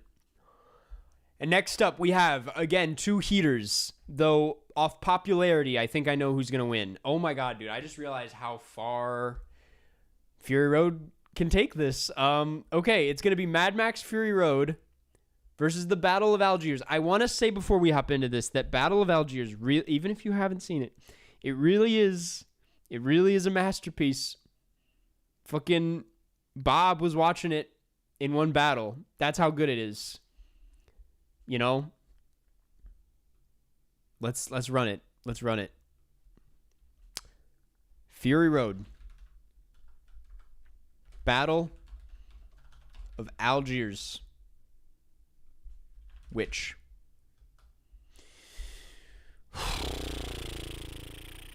Let's do it. Let's do it.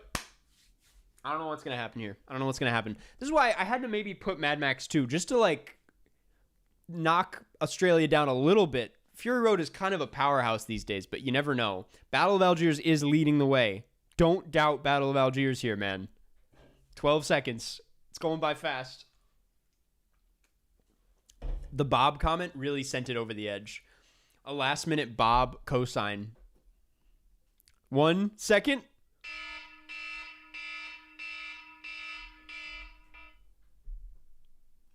Oh!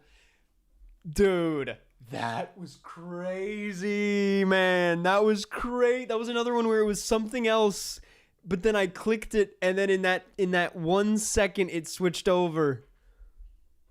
Fury Road is advancing to the semifinals to face the Red Shoes. Oh my god. All right. All righty, lads. And we also have a third place, by the way. Okay. We've made it this far. L for Bob. L for Bob. We've made it this far. It's time to do Umbrellas of Cherbourg versus Citizen Kane, who will advance to the finals. I think Citizen Kane in this matchup specifically is weirdly strong. I think Citizen Kane has a few things going for it that clear it over Umbrellas of Cherbourg. Some people find the nonstop singing of Umbrellas a little annoying. But again, and I'm not saying I think it's overrated, but there's people that think Citizen Kane is overrated. There's people that do not want to see America win this. That is a strong factor. Okay. Umbrellas versus Citizen Kane. It's live. 30 seconds, 25 seconds. USA about to win the World Cup, dog. I didn't think it was going to make it this far.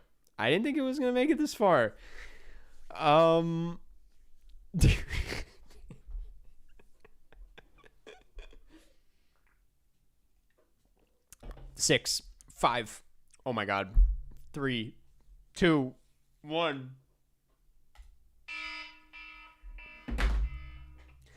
Listen, I think my words had a bit of an effect on that. I think I was weirdly anti-Citizen Kane there. France, man, unstoppable in anything World Cup related. They will be advancing to the finals. French cinema really is kind of unbeatable, though. You got to give it to them. French cinema was always going to kind of come out on top, wasn't it? I really just thought it was going to be like France versus Japan for some reason, though. When I set this up, that's really what I thought it was going to be. But anyway, Kane is out. but can other Kane make it in? Sorry. Red Shoes. Mad Max Fury Road. Interesting matchup here. Two epics. Not really, but like they feel like epics. They feel epic to you. Two big, bold, beautiful, vibrant films. Either would be deserving of advancing. Is it coming home? Let's start the poll. Red Shoes versus Fury Road. This could get ugly. Poll starts right now. City of God would sweep this. City of God, I don't know. City of God up against Mad Max Fury Road, I'm not sure. I'm not sure how that would go down. That would be kind of close. I don't think City of God would have stood a chance against Fury Road. Whereas, dude, what am I seeing right now? What am I seeing? 3, 2, 1.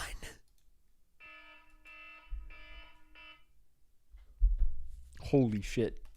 I didn't click end. Why won't it end? Okay, it's over. Put him out of his misery. Dude, that wasn't even close, man. I thought that was going to be close. Ooh, wow. Okay. Damn. Bloody hell. Great googly moogly. Exactly. Okay, Red Shoes has suddenly advanced somehow over Mad Max Fury Road. Okay, wow. We have two very interesting finalists here. Also, I should say, Citizen Kane versus Mad Max Fury Road for third place. We got to do that first, right? It's only right. Oops. We got to do a third place match. I don't know why the T disappeared. Match heard. Okay, let's do our third place match. Citizen Kane versus Mad Max Fury Road. I don't know what's gonna happen here. Two really good movies. Kind of both. Now, dare I say, I love both these movies. I gave both of these 5 stars. I think if Kane's not at 5 stars, it is. Two movies that like kind of get you into movies. They ease you into the art form, and rightfully, I mean they're masterpieces. Anyone can watch these and be like they're great. So let's see who wins. Let's see who wins this. Poll is live right now. Yeah, I thought it was at a 4.5. I need to change that.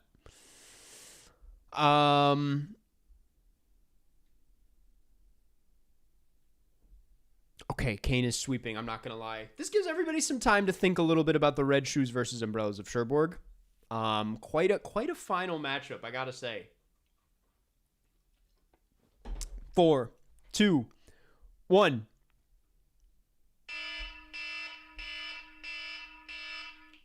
Third place goes to Fury Road. It goes to Fury Road. I don't know how. It doesn't really let me choose this in any way. I'm just gonna make it big. Just gonna make it big. Okay. No, that doesn't look good at all.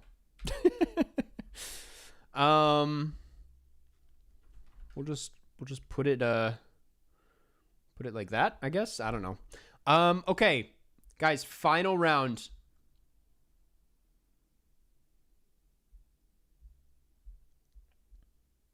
Graphic design W. Just wait till you see the new merch drop. Final round. We have Umbrellas of Cherbourg versus the Red Shoes. Now, my pick is easy. But given how the Red Shoes has performed all bracket, we don't know. Because this is the last one, we are going to make it a minute. We are going to boost this up to a minute. Give some people some time. And let's Let's see what happens, lads. It would be so funny if this came out to being 50%, 50-50. Okay, umbrellas. Red shoes. Final. Poll is live right now. It is two musicals. We are musical lovers here on the broadcast. That much is true. So far it is close, lads. It is very close. It's been a good tournament though, right? It's been a good tournament. May I remind you, Umbrellas of Cherbourg? I've seen it many times. Very rewatchable. Red Shoes a bit heavier, though Umbrella's emotionally devastating. The Red Shoes has a montage halfway through. That is one of the greatest things anyone's ever done in film history. It is Martin Scorsese's favorite movie. Umbrellas of Cherbourg is the reason we have La La Land, if that means anything to you. They're both very colorful. They both look amazing. 11 seconds on the clock. Is it coming home? 7, 6, 5, 4, 3, 2.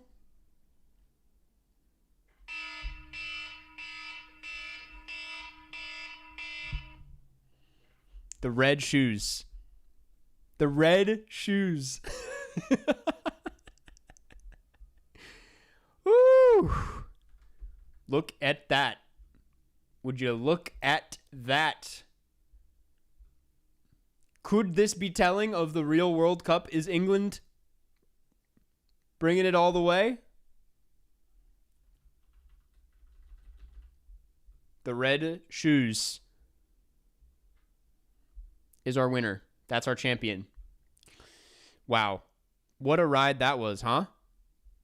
How many votes was that? 54% on 82 votes. Umbrella's 46%. Martin Scorsese would be so proud of this, man. That we selected the Red Shoes as the champion. That is quite a pick, given what else is here. I mean, we got Spirited Away, City of God, Fury Road, Citizen Kane, Persona. I mean, that is... Would you look at that? I think it's only right. This is going to be one of our best film club polls of all time. We're going to put Red Shoes against Withnail and I. And see. Let's just see what gets picked, you know? Let's just see who has the sauce. Who's got the sauce to go all the way in the actual poll? What are we actually going to watch, though? Oh, man, that was a good time. That was a good time. I'm glad we did this. We got to do this every week, huh? All right. I say we transition into the movie club. It's only right.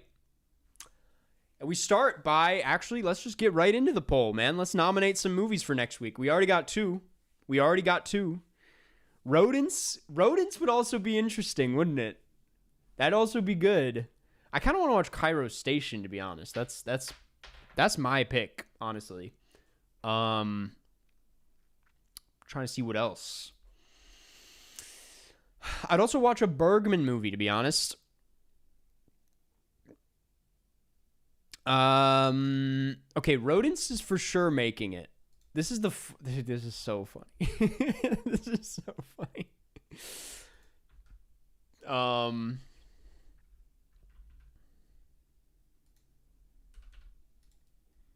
Okay.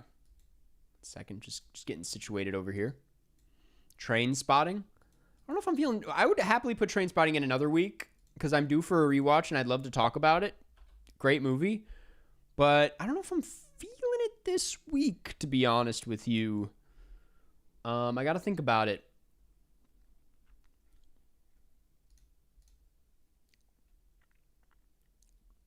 Great Dictator? We already did Great Dictator just a couple weeks ago.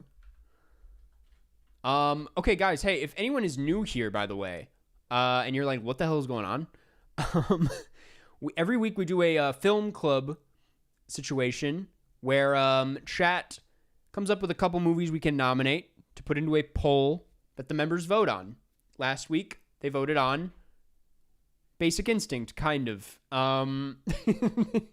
And right now we are nominating a couple movies that can be next week's Film Club film. If you want to vote, consider becoming a member. It's the only way you can vote in the poll. Not only do you get to vote in the poll, you also get access to member-exclusive videos that come out every month. You get to play me in Sandy 2 Nerdle if we end up playing Sandy 2 Nerdle at stream. You get a shout-out at the beginning of every stream, and it's also just a great way to support the channel and what we do here.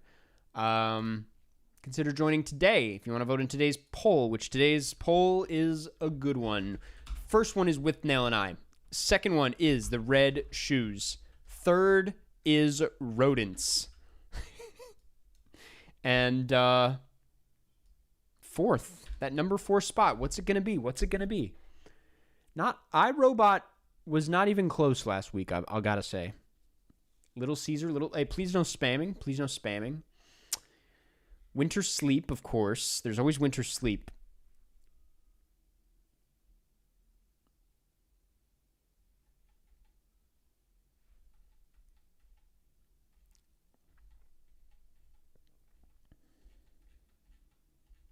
Come and See. Okay, full disclosure, I'm gonna be a little on the move next week, so I don't know if I have time to settle in to Come and See. I've also already seen The Red Shoes, which is why I'm like not. I'd rather do something I've never seen before, which is why With Nail and I is up there. I'd love to watch With Nail and I. Seconds. I'm gonna put down Seconds.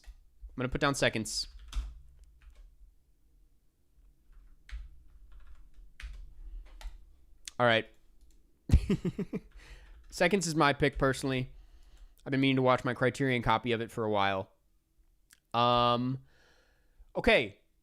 Next week's nominees are With Nail and I, The Red Shoes, Rodents, and Seconds.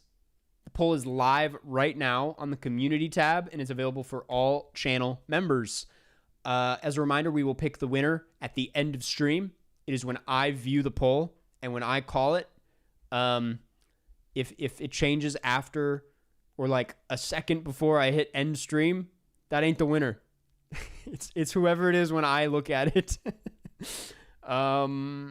Yeah. We'll see what happens. Actually, you know what? I'm gonna take a quick break and I'll be right back, and then we'll get into the Film Club movie for this week, which is Basic Instinct. I'll be right back. Okay.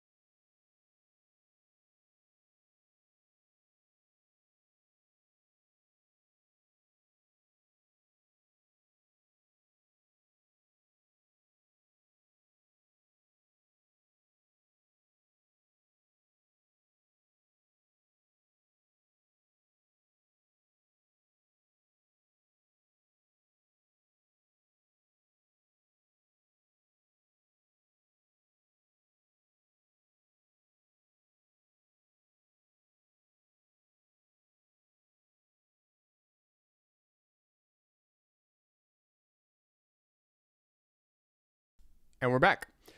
Okay. Hey, I did not realize the time. We're going to try and do this one relatively quickly this week. Oops. I did not realize the time. I just checked and it's we've been live for we don't have that much time left, and I want to play some games. So this will be like a 15-minute movie discussion, if that's cool. I have a lot to say about the film, so I'll try to get to it sooner rather than later. This week we're talking about Basic Instinct. This is a Paul Verhoeven classic. Paul Verhoeven, if you didn't know, very interesting filmmaker. Directed RoboCop, Showgirls, Benedetta a couple years ago. Very interesting filmmaker. I keep wanting to say movie maker.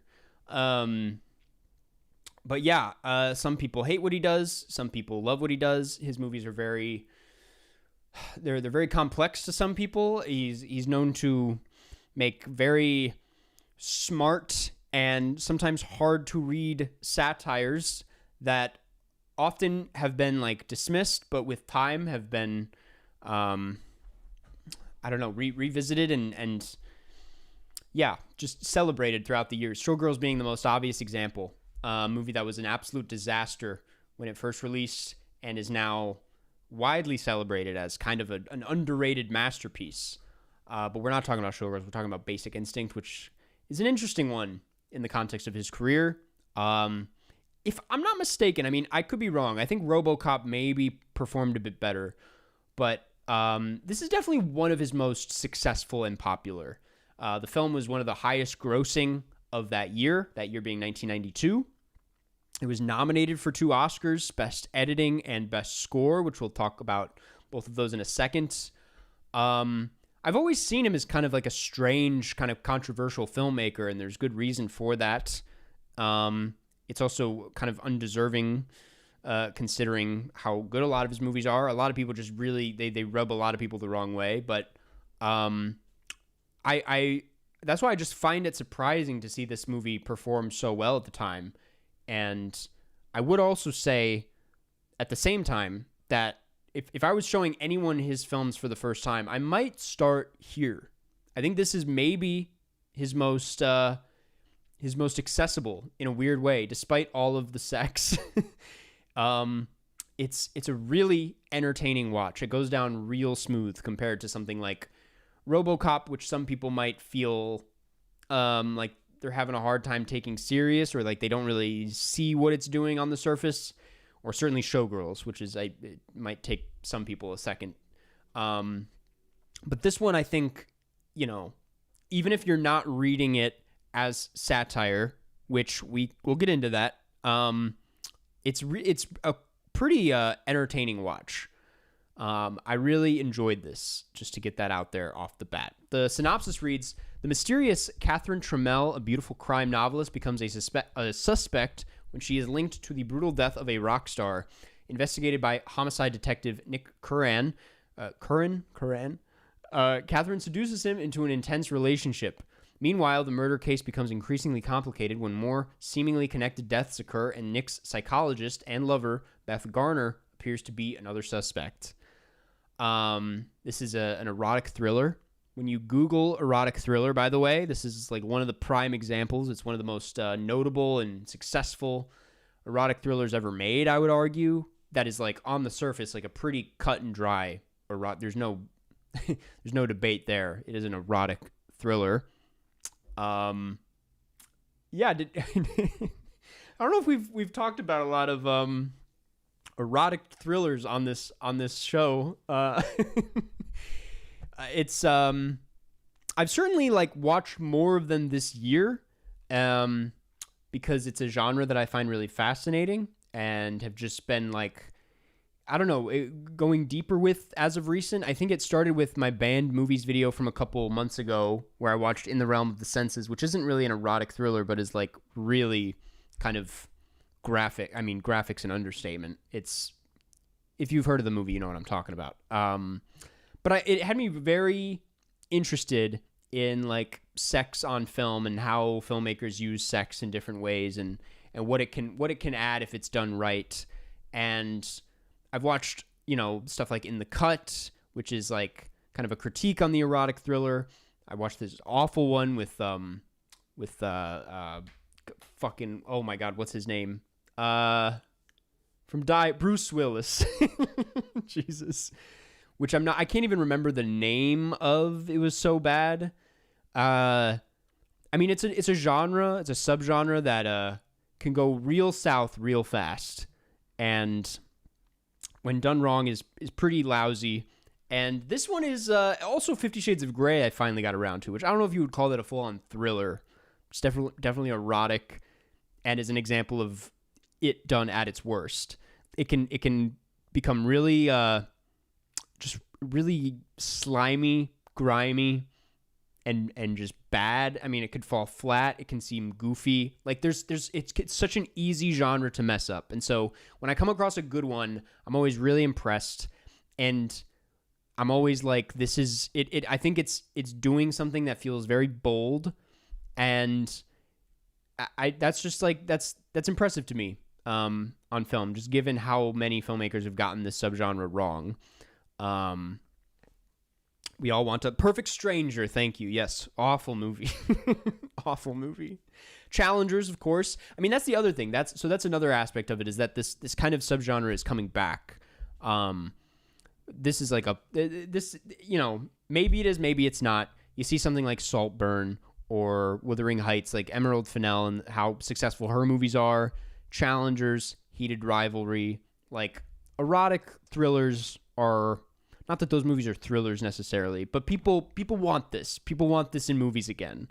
And it's because of just how sexless mainstream cinema has been for a long time, with the popularization of like Marvel and movies that are like trying to appeal to the casting the widest net possible. They can't make things like this about subjects like this as often, especially on a big scale. Like the idea of something like Basic Instinct coming out this nowadays, maybe in the last few years, makes a bit more sense, but like, it's the idea of this being like the biggest movie of the week at one point is kind of crazy to me.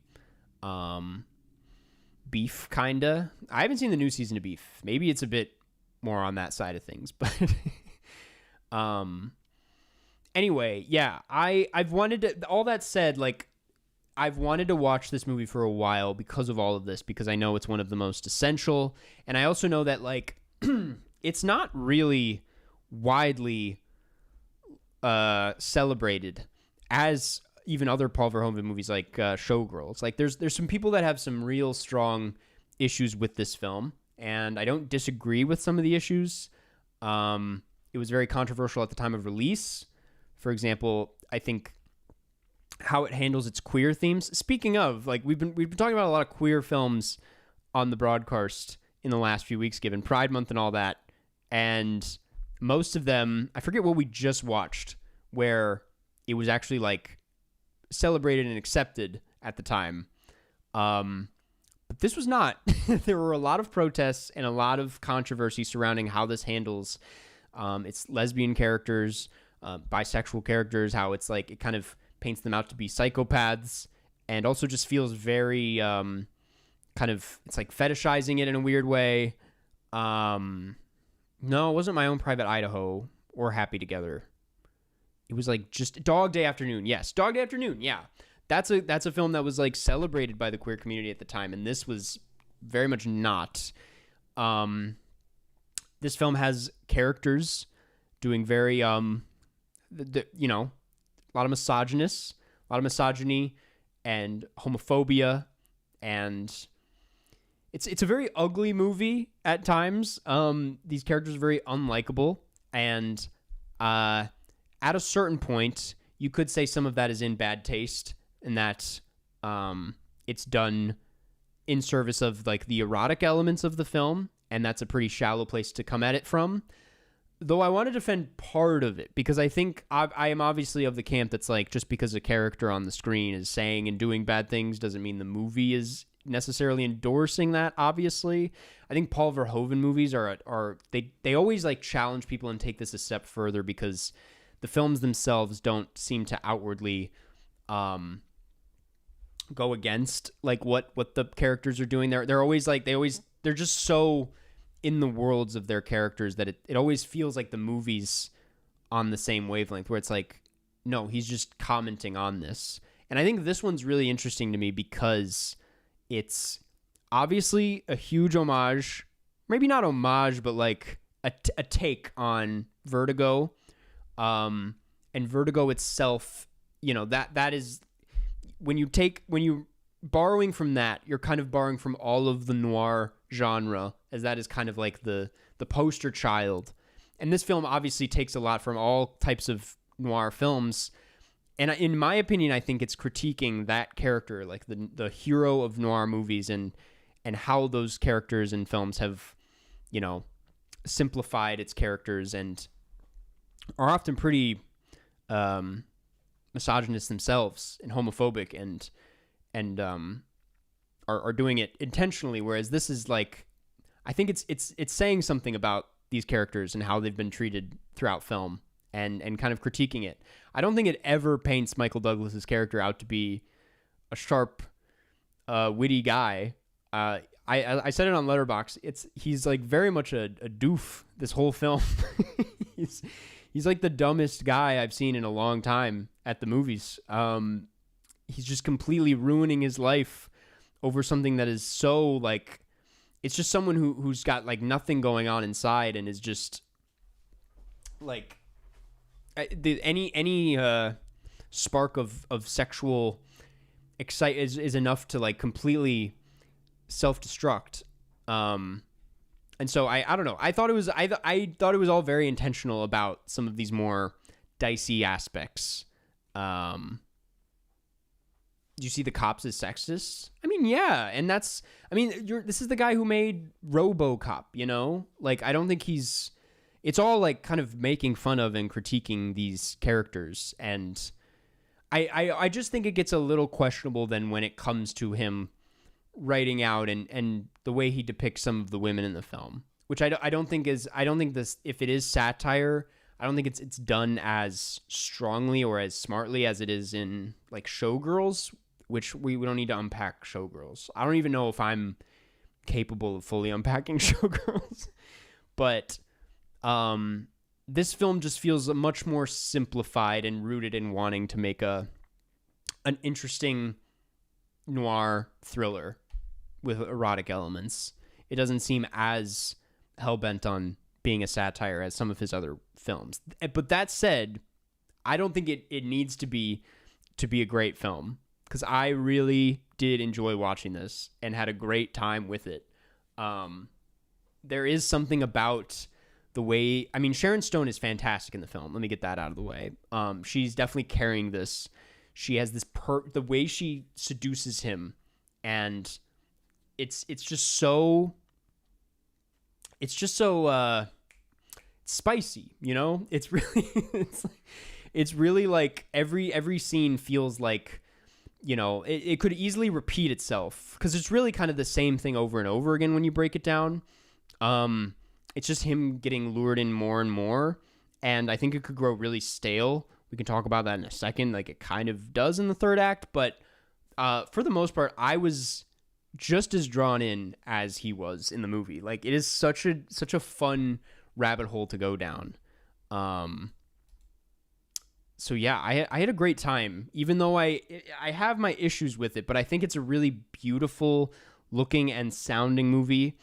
I think it's directed really well, and it's a blast.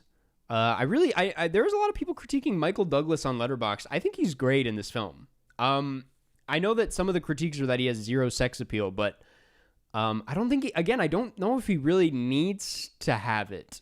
I think we're supposed to be making fun of this guy more than we are, in my opinion. I thought he was a fun character to like laugh at, but I could be maybe just be like making my own movie out of this.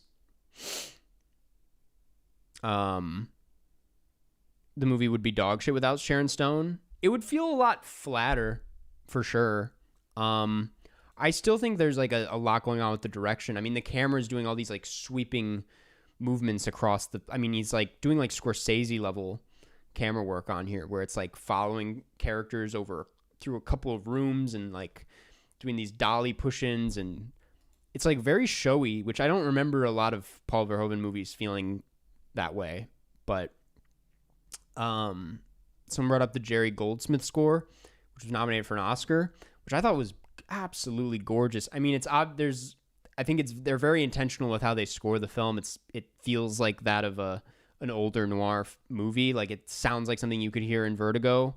There's parts of it that feel kind of John Williams-y. But it does a really great job. I mean, the movie's very cold and feels like of its time, like early 90s, but I think the score does a lot of heavy lifting in giving it that old school noir feel that, so great. Yeah, so great. Was Wayne Knight good? I'm blanking on, I don't know why I can't put a face to the name. Of course, this guy, of course. Yes, he was great. He was very good. He was great. There was one actor who wasn't great, and it was I think this was him, George Zunza. Didn't blow me away. Very kind of kooky character that was always doing a little too much. Though I think he, if anything, is maybe making it the most obvious that this is sort of satire. The way he plays his character feels a bit over the top in a way that maybe drives home the intentions of this film a bit harder. There is a Basic Instinct 2. Yes, I looked into this. Apparently it's a disaster. Apparently barely anyone from this film returned other than Sharon Stone. Am I wrong? I'm pretty sure she's the only one that returned. By the way, beyond the queer controversies, I was not aware that Sharon Stone has spoken out that the scene where the crotch shot, the iconic shot of this film that happens like somewhere in the first act, apparently she didn't know that was being filmed, which is a big red flag. Not gonna lie, that was a bit shocking to read, that she wasn't aware that shot was even being filmed or that it would be used in the movie. And which kind of makes sense now that I think about it, because listen, it's an iconic shot. Many people talk about that reveal, and I didn't know about it before watching it, and I literally like gasped when it happened. Like I was like, "Oh my god." Like I feel like I've seen some like things in movies and I can't be shocked anymore. And it's not that the image is shocking or anything. It's just that it comes up so suddenly and so casually that I was like, "Whoa." I didn't know we were doing that. And which makes sense that given like how it's played, it reads like maybe she didn't know that it was being filmed, which is terrible. Obviously, that's really bad. Apparently she spoke out later in an Inside the Actors studio interview that she came around to the decision, that she's like it was ultimately the right call, even though she was angry about it. But I'm still like, dog, I did not know that about this, and that's a bit of a, I don't know, that's pretty disturbing to me. Just considering how vulnerable that shot is. I don't know, kind of puts a big asterisk on the whole film, in my opinion. But that aside, I mean, that shot is insane and is like one of, especially for a film like this that is kind of like and even at the time like a mainstream studio hit, the kind of like bold choice, I can't imagine anything like that happening today, and I guess for good reason at a certain point. But anyway, I liked this movie a lot. All that said, hate to stick that at the end of the review, but I really liked the movie, had a really good time with it. I also have been naturally comparing it a bit to Body Double, which I also just watched a couple months ago, which is another kind of critique and take on Vertigo and erotic thrillers, obviously. I think while this one goes down a lot easier and is probably a more gripping watch, it feels a bit cleaner. I think Body Double is maybe the better movie at the end of the day. It feels like it's saying more interesting things about sexuality in the modern age. And I mean, it's very different in those ways. It's just naturally tackling a lot of deeper themes beyond just horniness. But Yeah, it really interesting that these two movies came out so close to each other and are both kind of after a similar thing. But yeah, really, really, really interesting movie. I liked it more than I thought I would. I always thought that this was kind of not going to be my thing, or that it would be a little cheesy, but I wasn't aware that it was such a Vertigo thing, which always does something for me. Favorite Sharon Stone? I mean, it might be this. I looked up her filmography after this and realized I haven't actually seen a lot of Sharon Stone, admittedly, embarrassingly. But yeah. Do you like Love 2015? No. I think it's kind of, I mean, I remember being a little more forgiving of it at the time. And I think it's interesting in some ways. Like, for a Gaspar Noé movie, it seems to make an honest to God attempt at like character development and getting closer to its characters, which he never does. But I think it's really boring, even though it's beautiful. I mean, the cinematography is great. Is love the answer? Always.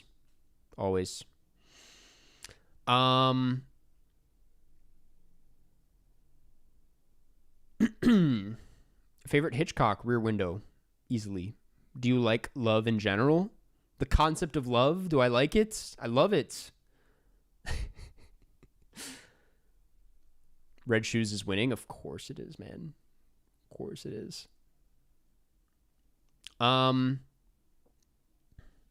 realize this may be too broad a question, but what movies would you recommend to a young person just getting into film? Gosh, I should have told the young people to go away for this this movie. Not this film, but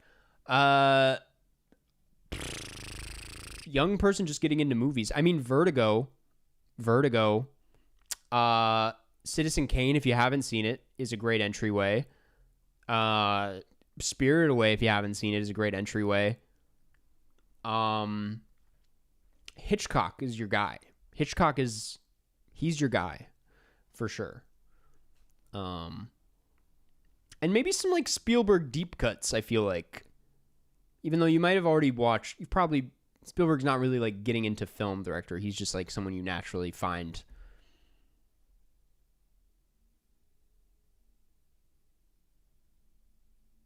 I thought we were talking about Basic Instinct. We're wrapping it up. I gave it a 4.5. Feels a bit generous, if I'm going to be honest. I was kind of riding the high of it in the moment. I might bump it down to a 4. I don't like to share other critics' reviews, but Ebert's kind of an exception. He had this great review for this.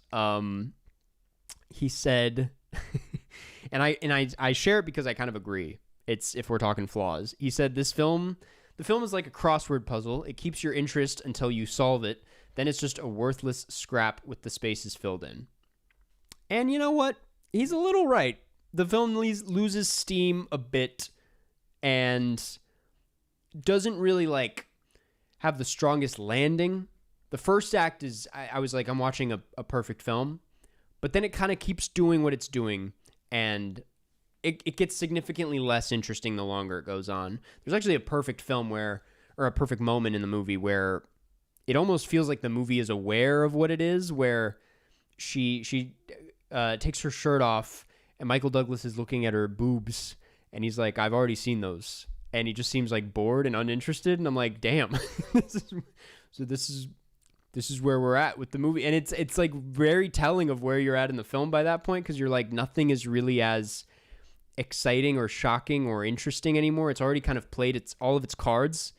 And so I thought that was interesting. It makes me feel like the movie is, I feel like people give Paul Verhoeven maybe too much credit, but then again, you see stuff like that and you're like, maybe he knows exactly what he's doing all of the time. But yeah, anyway, loved this movie. Thought it was great. And, yeah, I recommend checking it out if it sounds like your thing, if you didn't watch it this week. Let's check in on the poll. For next week. So far, damn. Man, you guys were so vocal about including rodents. It's at 4%. 4%. Rodents at 4%. Seconds, 12%. With Nail and I, just 24%. Red Shoes absolutely fucking sweeping at 59%. Jesus Christ. It might end up being Red Shoes. Sorry. I'd also watch Red Rooms. Damn. Okay. Well, we'll see if anything changes before the end of the stream. Any Cine to Nerdle planned? Yeah, I mean, yes. Stream will go over today, certainly. Because I did not expect it to be this long, but yeah, we'll play a little Cine to Nerdle right now. Let me just move some things around.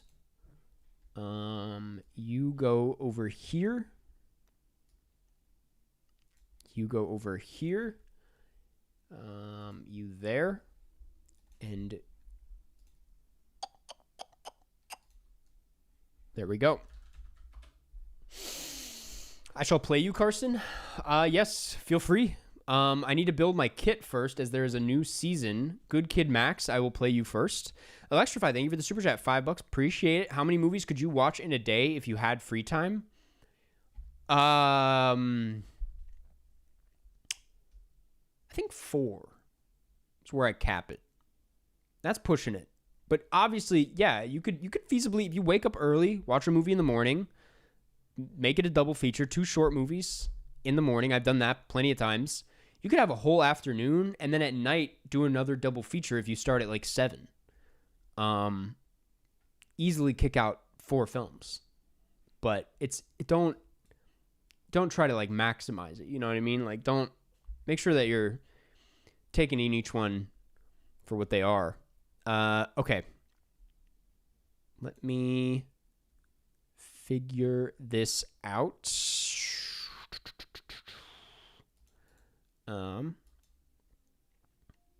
Is Apocalypse Now Coppola's best? Is Apocalypse Now Coppola's best? No. I like The Conversation more, if I'm going to be honest. Okay. We're getting somewhere now. I think we're good. Testing. We are at Cine to Nerdle. And I don't know if I have time for the puzzles today, to be honest. Let's just head right into battle and figure out our battle kit. I played around a little bit. I didn't want to go in completely blind. But I was taking a glance. So this season, there's some new win conditions. I think these are all the same, but they have a World Cup version or a feature where, for example, you could make Africa your win condition, and you have to play 4 films from the combined filmographies of, it's a bunch of African actors, Australia, Australian actors, Brazil, Brazilian actors. You get the gist. It's interesting. You might say this is pretty hard, but then you look at some and you're like, no, this could do. Like, I don't know. Like, the thing about Cine to Nerdle is like, yeah, it is very hard to get to any foreign films because you need like foreign actors and directors, and it's like really hard to connect those outside of their bubbles. And so you might think that's hard, but for Japan, for example, well, Japan might be a bad example. I don't know how I'm going to get to many. Oh, I guess Hayao Miyazaki, are we counting American voice actors?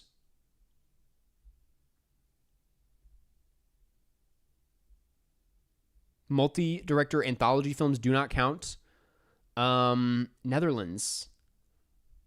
Like, that is Paul Verhoeven, I guess. You could get Basic Instinct by playing a Michael Douglas film. Robbie Mueller. I mean, play Paris, Texas. Jim Jarmusch. Helena Rain. Dude, Netherlands is not bad. Though that's kind of where my knowledge ends. New Zealand, obviously it's going to be like Taika Waititi, Russell Crowe, Jane Campion. New Zealand's not bad. Norway is going to be tough. South Korea. Bong Joon-ho opens up a lot, obviously. Park Chan-wook. It's gonna be tough. Spain. Antonio Banderas. You know what? I think I'm gonna hit Mexico. Mexico, I think, was the original one I had, and that's because Guillermo del Toro has a lot of cast members in his movies. Alejandro Gonzalez Iñárritu, same deal. Rodrigo Prieto, cinematographer that's worked with like everybody, any like Scorsese movie. Alfonso Cuarón, kind of. Luis Buñuel, you could get there via Catherine Deneuve. I'm gonna go Mexico, obviously. That's a strong one. That's a strong one. And then I got my usuals. But yeah, let's play around. Let's play around. Good Kid Max, I'm sorry, but I think your thing disappeared. Your request. I'm gonna play Thunder Curl real quick.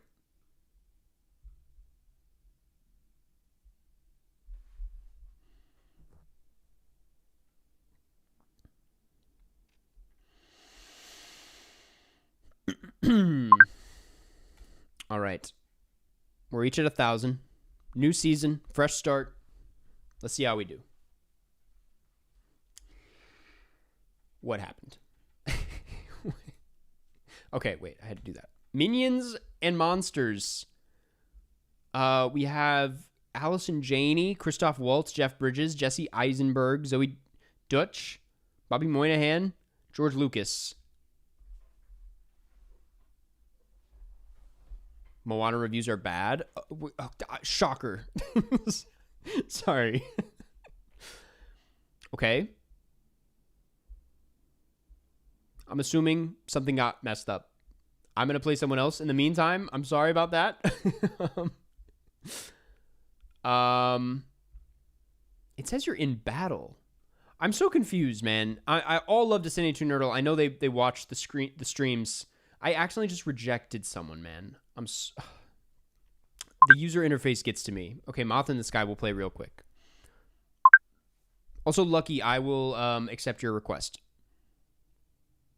I forgot to put on custom kit, man. Fuck. Wait. I can still do it? No? Can't I? Okay, that's fine. We will ride out action comedy and see how we do. Warm-up round.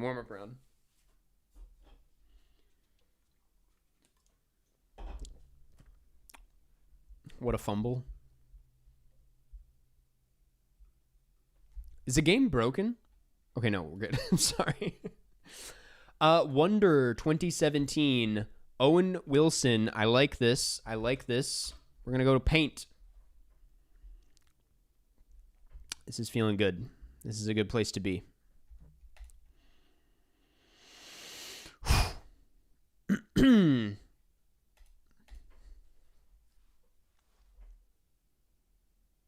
What a day. I still got to see Furious. I know it's digital, or it's out digitally, but I'd love to catch that in theaters. If anyone has seen it. I've heard great things. Cars 2, Owen Wilson, Starsky and Hutch for the action comedy. Dude, that is an action comedy film. I don't know if it gets much more action comedy than that, to be honest with you.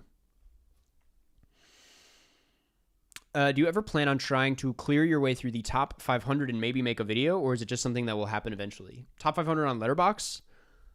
Yeah, I mean, that's one of those things I'm just like slowly chugging my way through. Night at the Museum, an action comedy, really? Okay, Night at the Museum 2, Shirley, bro. Oh my. I'm pissed. I'm actually pissed. Isn't It Romantic? Rebel Wilson. Liam Hemsworth. Why can't I put a face to the name? Surely the other guys. I'm rusty, man. I'm rusty. This is not my place. Rebel Wilson. It's gonna be pitch perfect, I guess. Brutal. Jexy. Who is this guy? Adam Devine? Surely other guys. This is the end. What the fuck? is Jexy, dog? Rose Byrne. Rose Byrne was in... Wait, Kid Cudi? Michael Pena is in so many. Martian. Kind of an action comedy, man.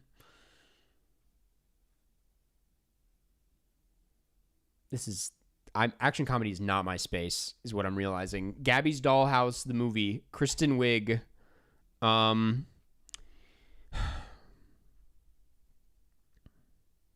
Kristen Wiig. Anything else? Baby Mama. I'm going to brick that just to be safe. I'm rusty.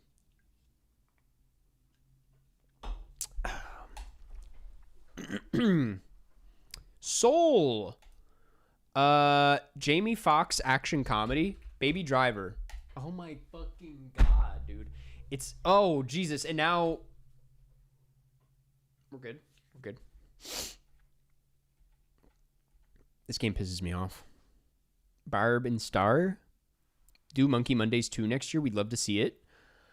Next year I have an idea. I mean, I know I could start at any time.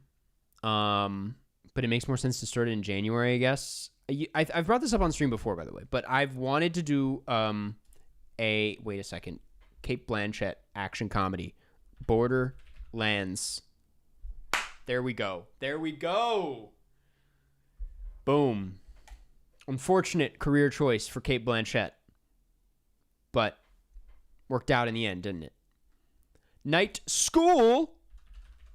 Really? You just opened up action comedy gold. Does Soul have soul? Absolutely. Soul's an underrated... Well, it's not underrated, but it's a great movie.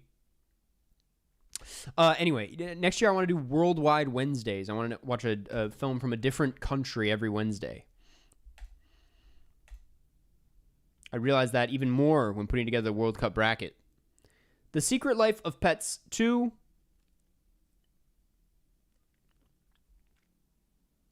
Louis C.K. is not in this one, is he? I have a crazy... Nope, he's not in that one. Patton Oswalt. Ratatouille.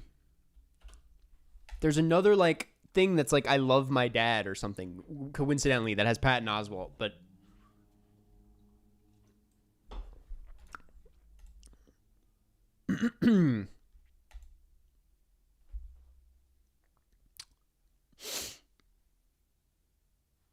Egypt Wednesdays. It rolls off the tongue. Okay. Now we go.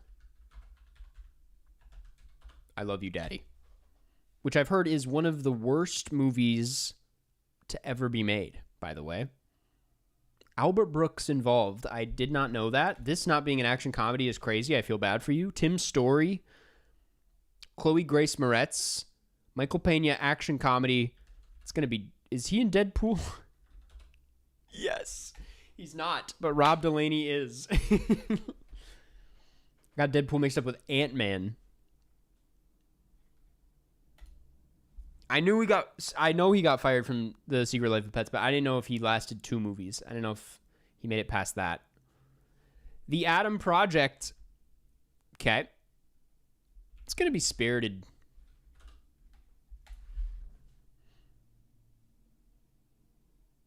Watch House 1977. I've seen it. I love it. It's a good movie. Shark Sundays. Sounds like a good time. The Shape of Water. Bullet Train. Okay. Not a problem. Caught Stealing. No. Why'd I think... Happy Go Lucky. Escape. What am I... What am I crazy? Is she not in Happy Go Lucky?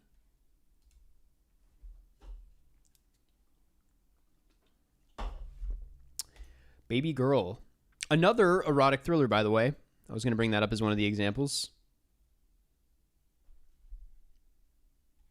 Holland. Gael Garcia Bernal Amores Perros. practicing our Mexico win condition before we even have it.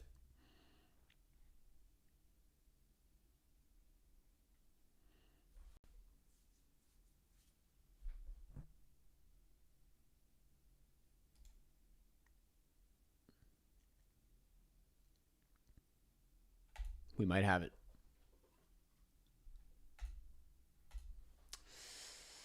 Happy-go-lucky with the dash. I didn't know I need the hyphens.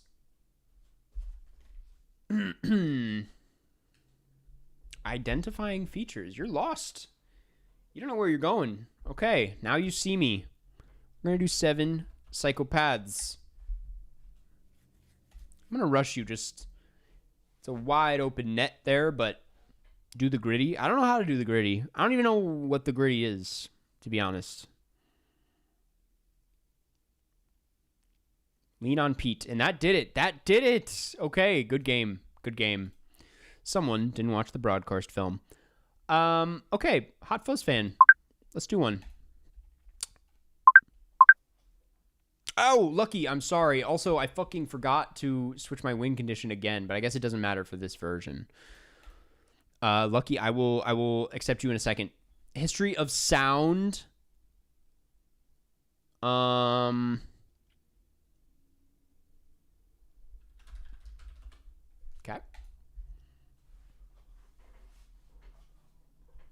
Bruh, thank you for the super chat. Thank you. Let me get to that 1 second. 1 second. Thank you though. Appreciate it. Happy as Lazaro. Dog, I don't know what the fuck this is, man.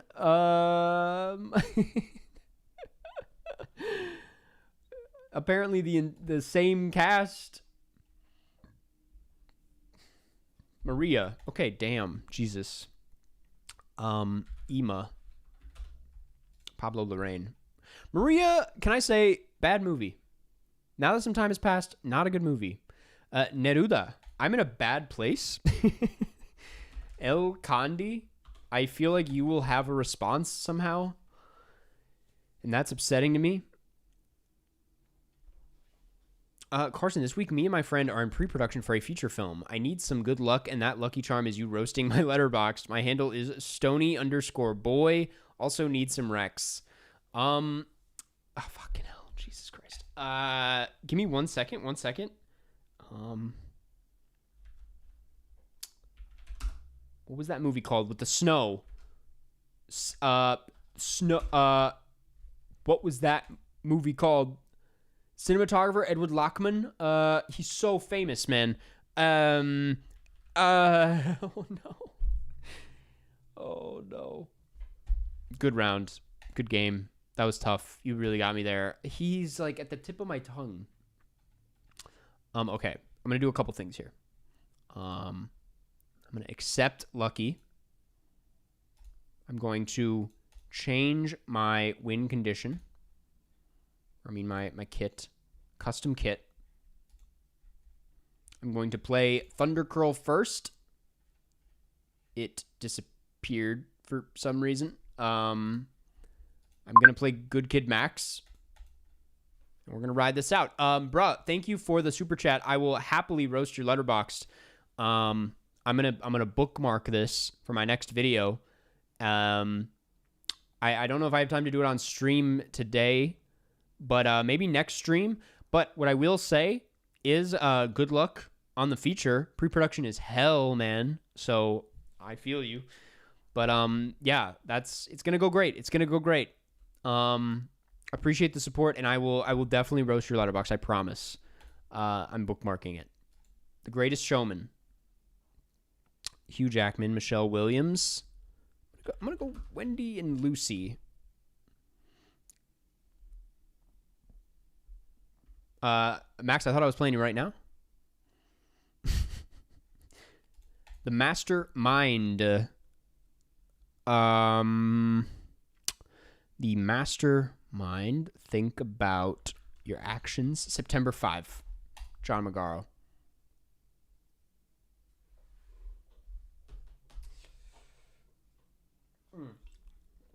Okay, the Batman. I need Mexico. Colin Farrell.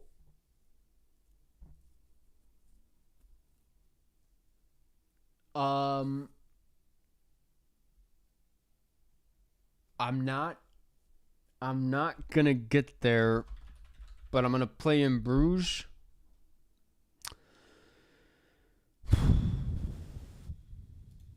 The Grand Budapest Hotel. I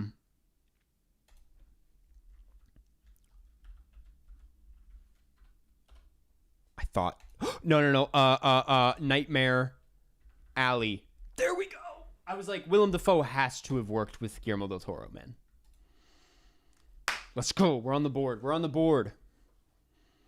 Who played Catwoman in that movie? Zoe Kravitz. The Hangover. Okay. Okay. That's all good. We're going to play Joker. With a block, of course. Okay, who do I have left for Mexico? Diego Luna. Iñárritu, of course. Rodrigo Prieto. Alfonso Cuarón. Arash. Joaquin Phoenix. Joaquin Phoenix. No. That's not going to do it. That's not going to do it. Louis Buñuel. Salma Hayek, of course. Gael Garcia. Begonia. Emma Stone. Birdman, dog. Birdman, dog. Come on now. What's the website? Cine Nerdle. Cine Nerdle. Jackie Brown. Robert De Niro. Robert De Niro was in... Did he do Goodfellas? Rodrigo Prieto. What am I thinking of? What am I thinking of? Who shot Goodfellas? Midnight Run. Robert De Niro. Third Strike is going to be Hi Mom. Casino. Good to know. Putting that in my back pocket. Nashville. We're very far away from where I need to be, but that's okay. We're gonna bring it all the way up to Jurassic Park. I'm gonna actually hit that with a brick. The Piano. Harvey Keitel. Casino.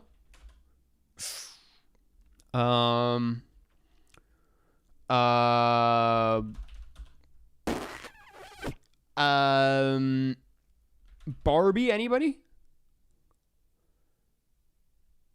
Harvey Keitel. Mean Streets. Why not? Oh, Dusk Till Dawn, dude. Damn. Okay, Clockers. Clockers.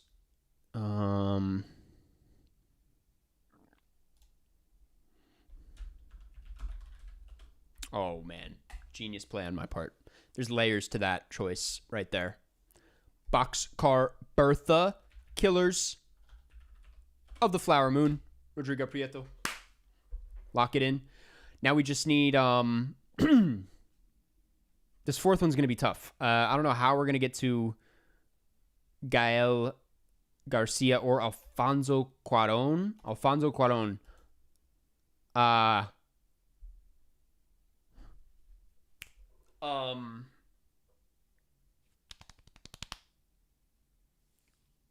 Benicio del Toro. Benicio del Toro. I blanked. I blanked, man. I blanked. What the fuck? I don't know my Mexican cinema like that, actually. I'm realizing. Oh, fucking hell. Gravity, dog? Roma? Fucking, Escape? Damn. What? Roger Deakins, did he ever work with Alfonso Cuarón? You would think, right? You would think. Brick. Oh, this is just great. The Walk. Do something with that.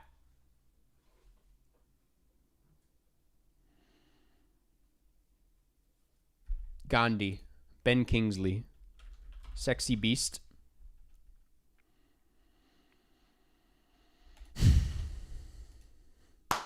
Arrival, man.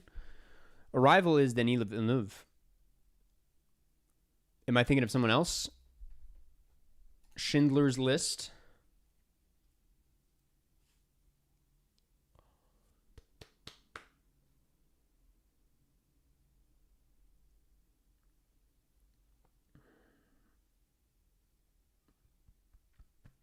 Think. Hit him with Conclave. When in doubt, Conclave. Did you see the Emmy nominations? I did, yeah. I have very little thoughts other than it's cool to see like Widow's Bay there. That felt like one of the new ones. It's kind of more of the same to me, but like not a problem. Was not aware this counted. Submarine is a crazy pull. Richard Ayoade. Ayoade? The bad guys? Roman J. What? I thought that was him, man. Didn't he direct that? Fucking Bad Guys 2.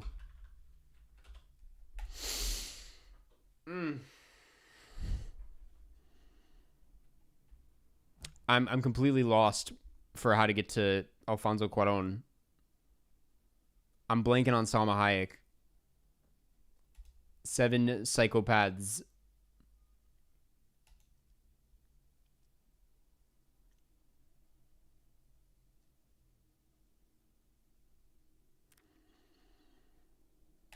Sam Rockwell, Third Strike. What was that new movie that just came out?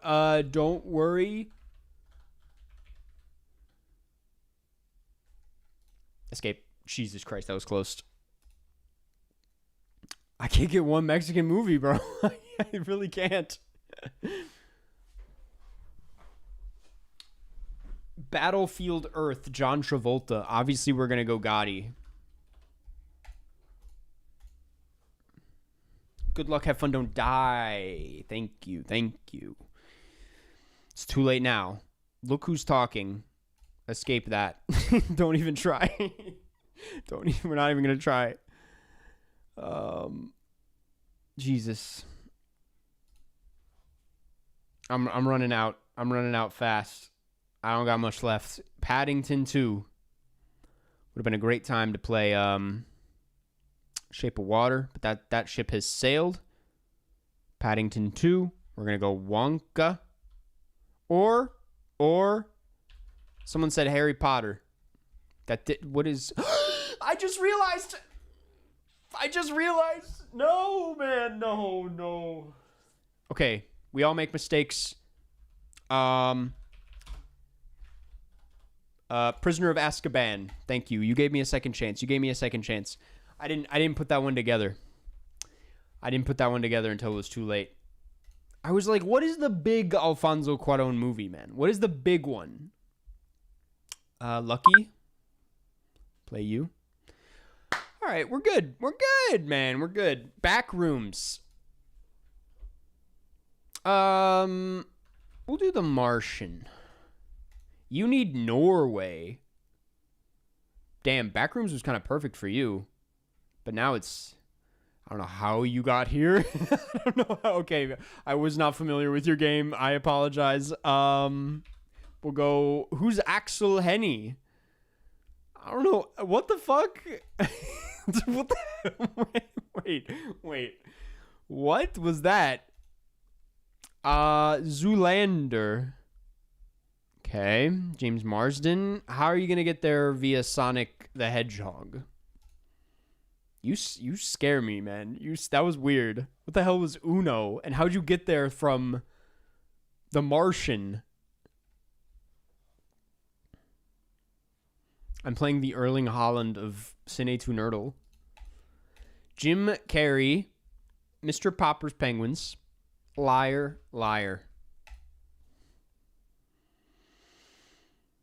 I watched Peter Hujar's Day. It felt like 2 hours. I'm sorry to hear that. I thought it was a great movie. Maybe you liked that aspect of it, but... Dumb and Dumber.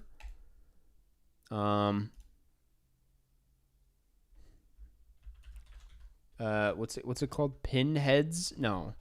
Um, Blues Brothers? Maybe? No? Night at the Roxy? A Night at the Roxbury? Why couldn't I think of a single Jeff Daniels performance?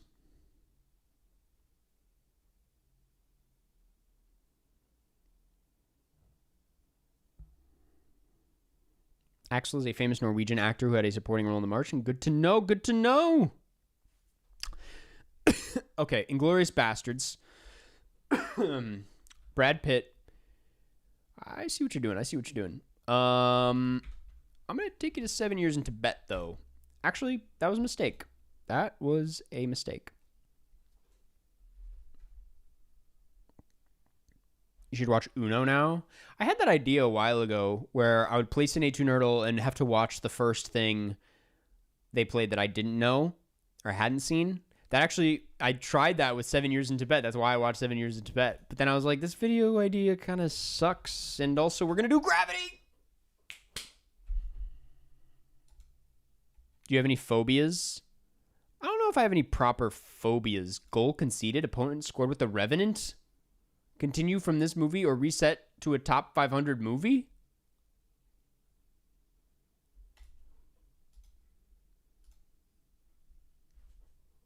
What the fuck?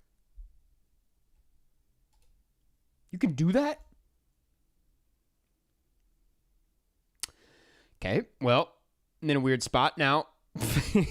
I'm in a very odd spot. I'm gonna go with We're the Millers. Will Poulter.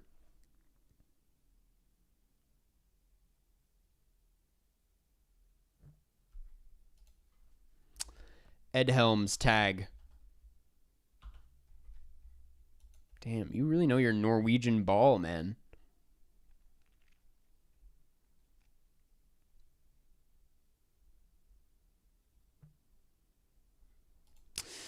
The Hangover, Part 3. Sorry. Zach Galifianakis. Don't worry, he won't get far on foot. I thought he was in that for some reason. Birdman, buddy. Everybody's in Birdman. People often forget. Okay, so we have Alfonso Cuarón. We have Alejandro González Iñárritu. We can still play a modern Scorsese film or Barbie. We could still play Guillermo del Toro, Gael Garcia, Salma Hayek, Spotlight.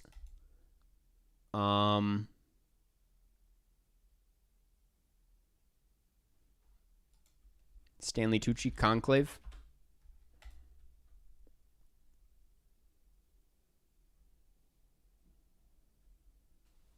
Do you have any phobias? No, not really. I'm scared of. I get really uncomfortable at like putting my feet in large bodies of water. Like there's a few things I hate more than like brushing up against weeds in like a lake or the ocean. That's a really fucked up feeling. But that's about it. Stanley Tucci. Or perhaps Love Liza. He's not in that first Hunger Games. Fucking hell. Will you see Motor City from TIFF? It's coming out soon. Surely, yeah. Morbius. Of course. Morbius.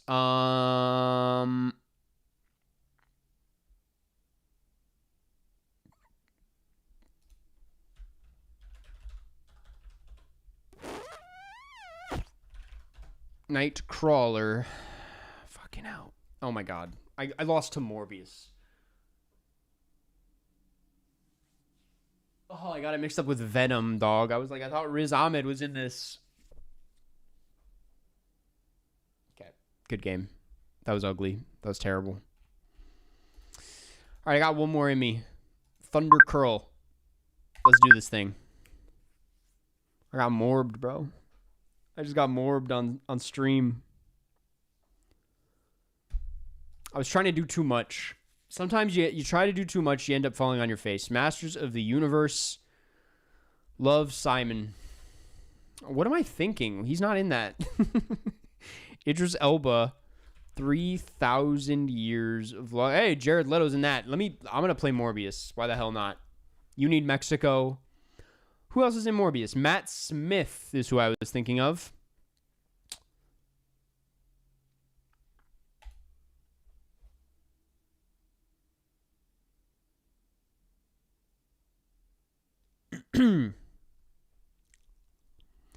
Dallas Buyers Club. Matthew McConaughey. We're still in the setup phase, so let's not blow our load or anything. Interstellar. I'm gonna block you.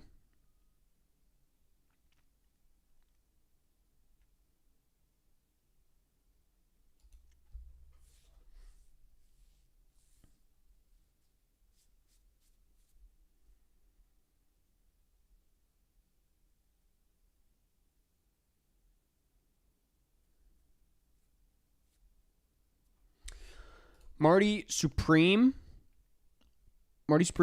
Abel Ferreira, Odessa Zion. Do you think Pools? Oh my God, crazy poll. Insane poll, to be honest with you. I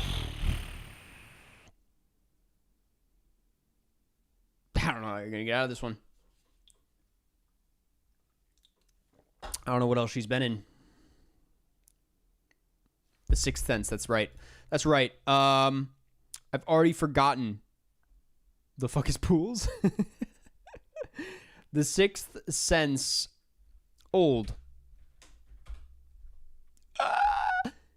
Cannot make a win. Oh, because he's in that, of course.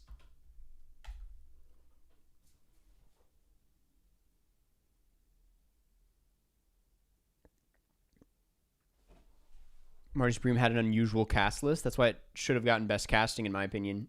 Had a great cast list. Unexpected, but worked perfectly, if you think about it. The Beaver. Flight Risk. Do you have time for any more calls? Yeah, we'll do a quick call. This is the last round of Cine 2 Nerdle for sure. Pain and Gain. Mark Wahlberg. Who is this? Is that The Rock? 2013. Pain and Gain. The Rock. I'm gonna go Smashing Machine. Emily Blunt. Has she done anything?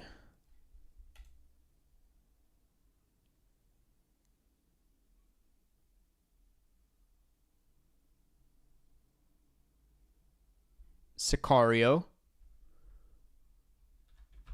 21 grams, surely.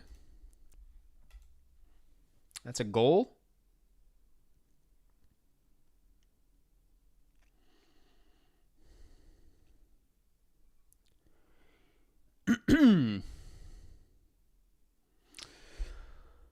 Bardo. I'm thinking.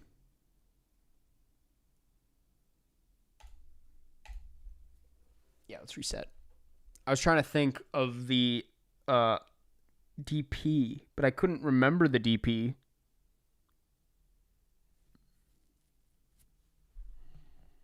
You got 2 points? How the fuck?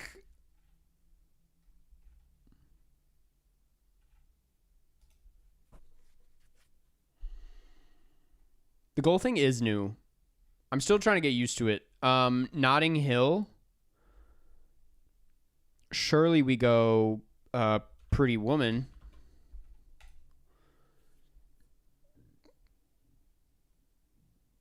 This is tough. It's tough playing against someone that's also going Mexico. 2 points if the movie played in the OG language too. Oh. This is going to be Gravity. Of course. I'm going to block. that. Can I? Block it. Okay. I'm playing safe. I'm playing good. Playing well.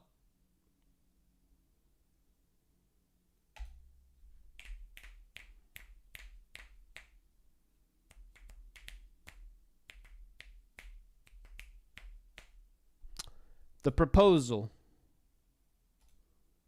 It's Darius, of course. Good to know. Good to know about Marty Supreme. Could have gotten there. Okay. The Proposal. Sandra Bullock. Game Plan? No, the Blind Side.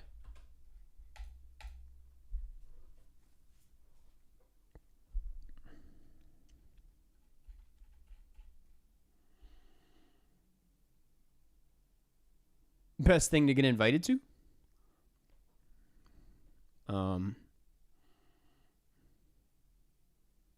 I don't know. I asked that question on that video and I don't even have an answer. A surprise party. Being a part of it, like being a surpriser, would be fun. The Blind Side. Couldn't round out the Sandra Bullock, could you? Well, we're gonna do that with Bird the Box.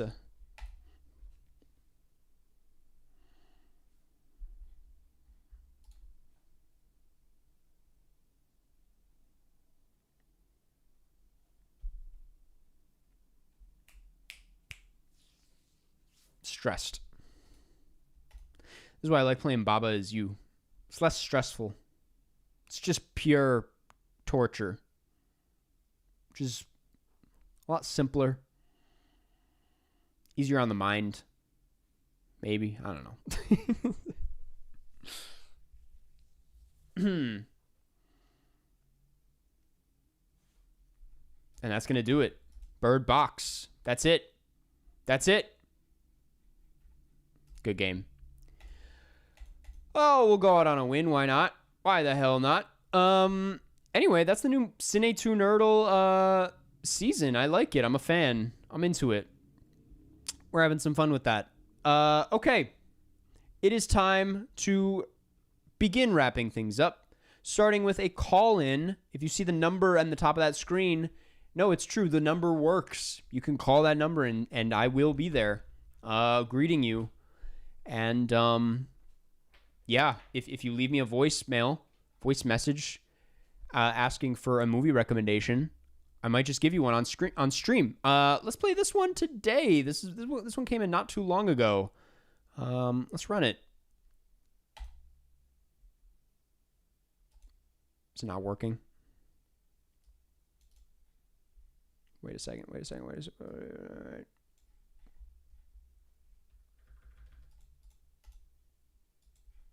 It's not working.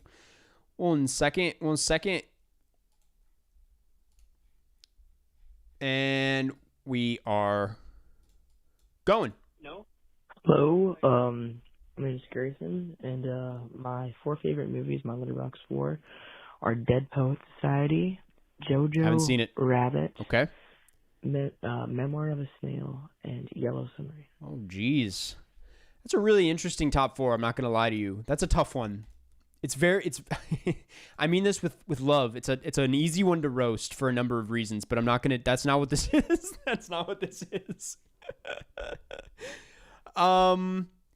You like, I mean, I can't speak on Dead Poet Society, but based on Jojo Rabbit, Memoir of a Snail, kind of Yellow Submarine, you like quirky, kind of, I mean, Jojo Rabbit and Memoir of a Snail, dark humor.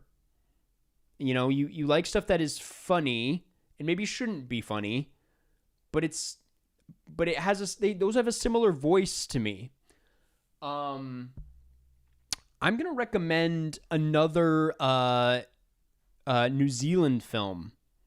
I don't remember if Memoir of a Snail is New Zealand or Australia. One second, I'm just getting the name right. This is a weird situation because I was not too into this film, though that does not mean that you won't be. I think you might like this more than me. You might appreciate it more than me. I also wasn't crazy about Memoir of a Snail, but this film has a similar vibe, and it's Jane Campion's Sweetie.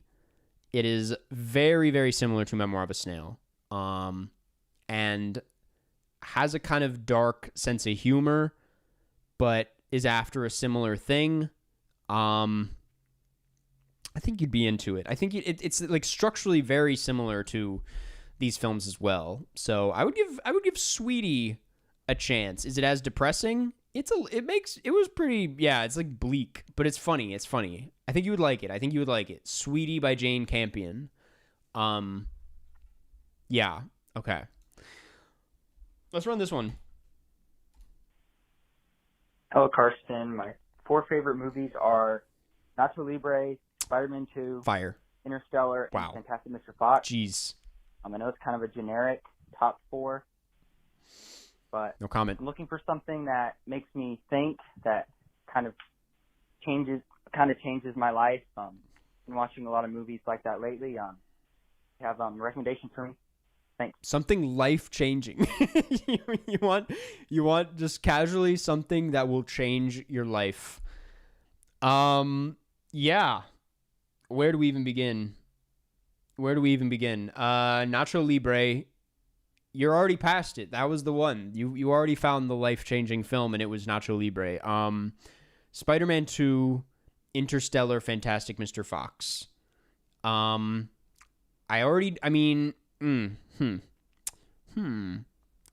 This is tough. I know, like, I know your style. I do know what your style is. It's like if the movie hadn't come out yet, I would recommend Project Hail Mary. Like, that's kind of the kind of thing that you're looking for, but I'm trying to think of something that's maybe you haven't seen that has that same idea. I mean, Speed Racer. If you haven't gotten around to Speed Racer, it's time to watch Speed Racer. Don't ask me how that fits into this, but it does.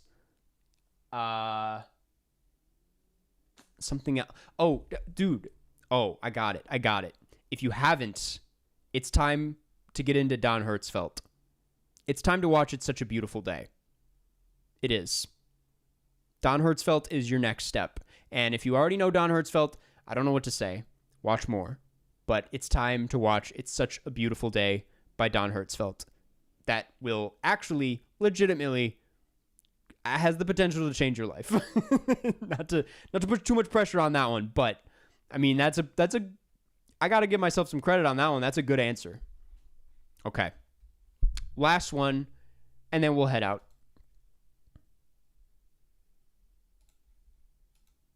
Hi, Karsten. This is Jules. Hi, Big Jules. fan. So I'm looking for a movie that's kind of like a chaotic but cozy and silly rom-com. So, like, for example, probably my best example would be A New Leaf by Elaine May. Like, Great it's movie. kind of cute, but it's also a little silly, but it's also kind of a little chaotic. Exactly. The characters are a little bit chaotic. Another movie is, like, Desperately Seeking Susan. Okay. By Suzanne Seidelman. Mm-hmm. So something like those vibes. I also, like, just would want something that's kind of, like, chaotic and silly, like Nirvana, the band, the movie, the show. Nirvana, the band, the show, the movie. Yeah. Hopefully that wasn't too confusing of a request. Thanks. Have a good one. I'm there. I love it.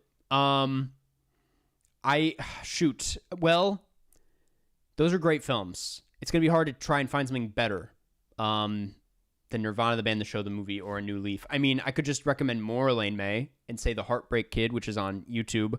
But I'm also going to suggest, if you haven't seen it, for some reason my mind went right to Moonstruck, which is like a classic, chaotic rom-com, especially the last third. Or the third act is just like everything completely explodes in a way that's really fun. And also very romantic, I will say. Oh, John, you're such a genius. Yes. I can't take credit for this one. Birdcage. The Birdcage with Robin Williams, written by Elaine May. So pretty close to that. But that's a really good answer. Yes. Definitely The Birdcage. Something else silly. Oh, I got such a good silly one. Okay, actually, this one might actually overpower the birdcage. You seem like the type of person that's going to get really into Charade, starring Cary Grant and Audrey Hepburn. That movie's just, it's like the silliest thing ever. It's silly to a fault. Like, it's to some people it might be too silly, but it's a little chaotic. It's really fun. Can get very romantic. Yeah, either the birdcage or Charade. I think you'll be really into either of those. But thanks for calling in. I like that one. Okay, guys, it's time to call it. It's time to call it. Let's check in on the poll. I think I know what it's going to be. It's the Red Shoes. Guys, it's the Red Shoes. We're watching the Red Shoes next week. Epic Powell and Pressburger film that I believe is available on Criterion. I hope it is. I'm not sure. It used to be. It is, yes. Available on the Criterion channel. The Red Shoes. Yeah, amazing movie. I cannot wait to talk about it. Okay. Until then, I got a new video on Alejandro González Iñárritu coming out this weekend, so be on the lookout for that. The Odyssey will not be out by the time we talk next time, but next time we will talk a little bit about the Odyssey, as it will be coming out the day after the next stream. We'll talk a little bit about Nolan and whatnot, and we'll certainly have some World Cup thoughts by then. But okay, this is going to do.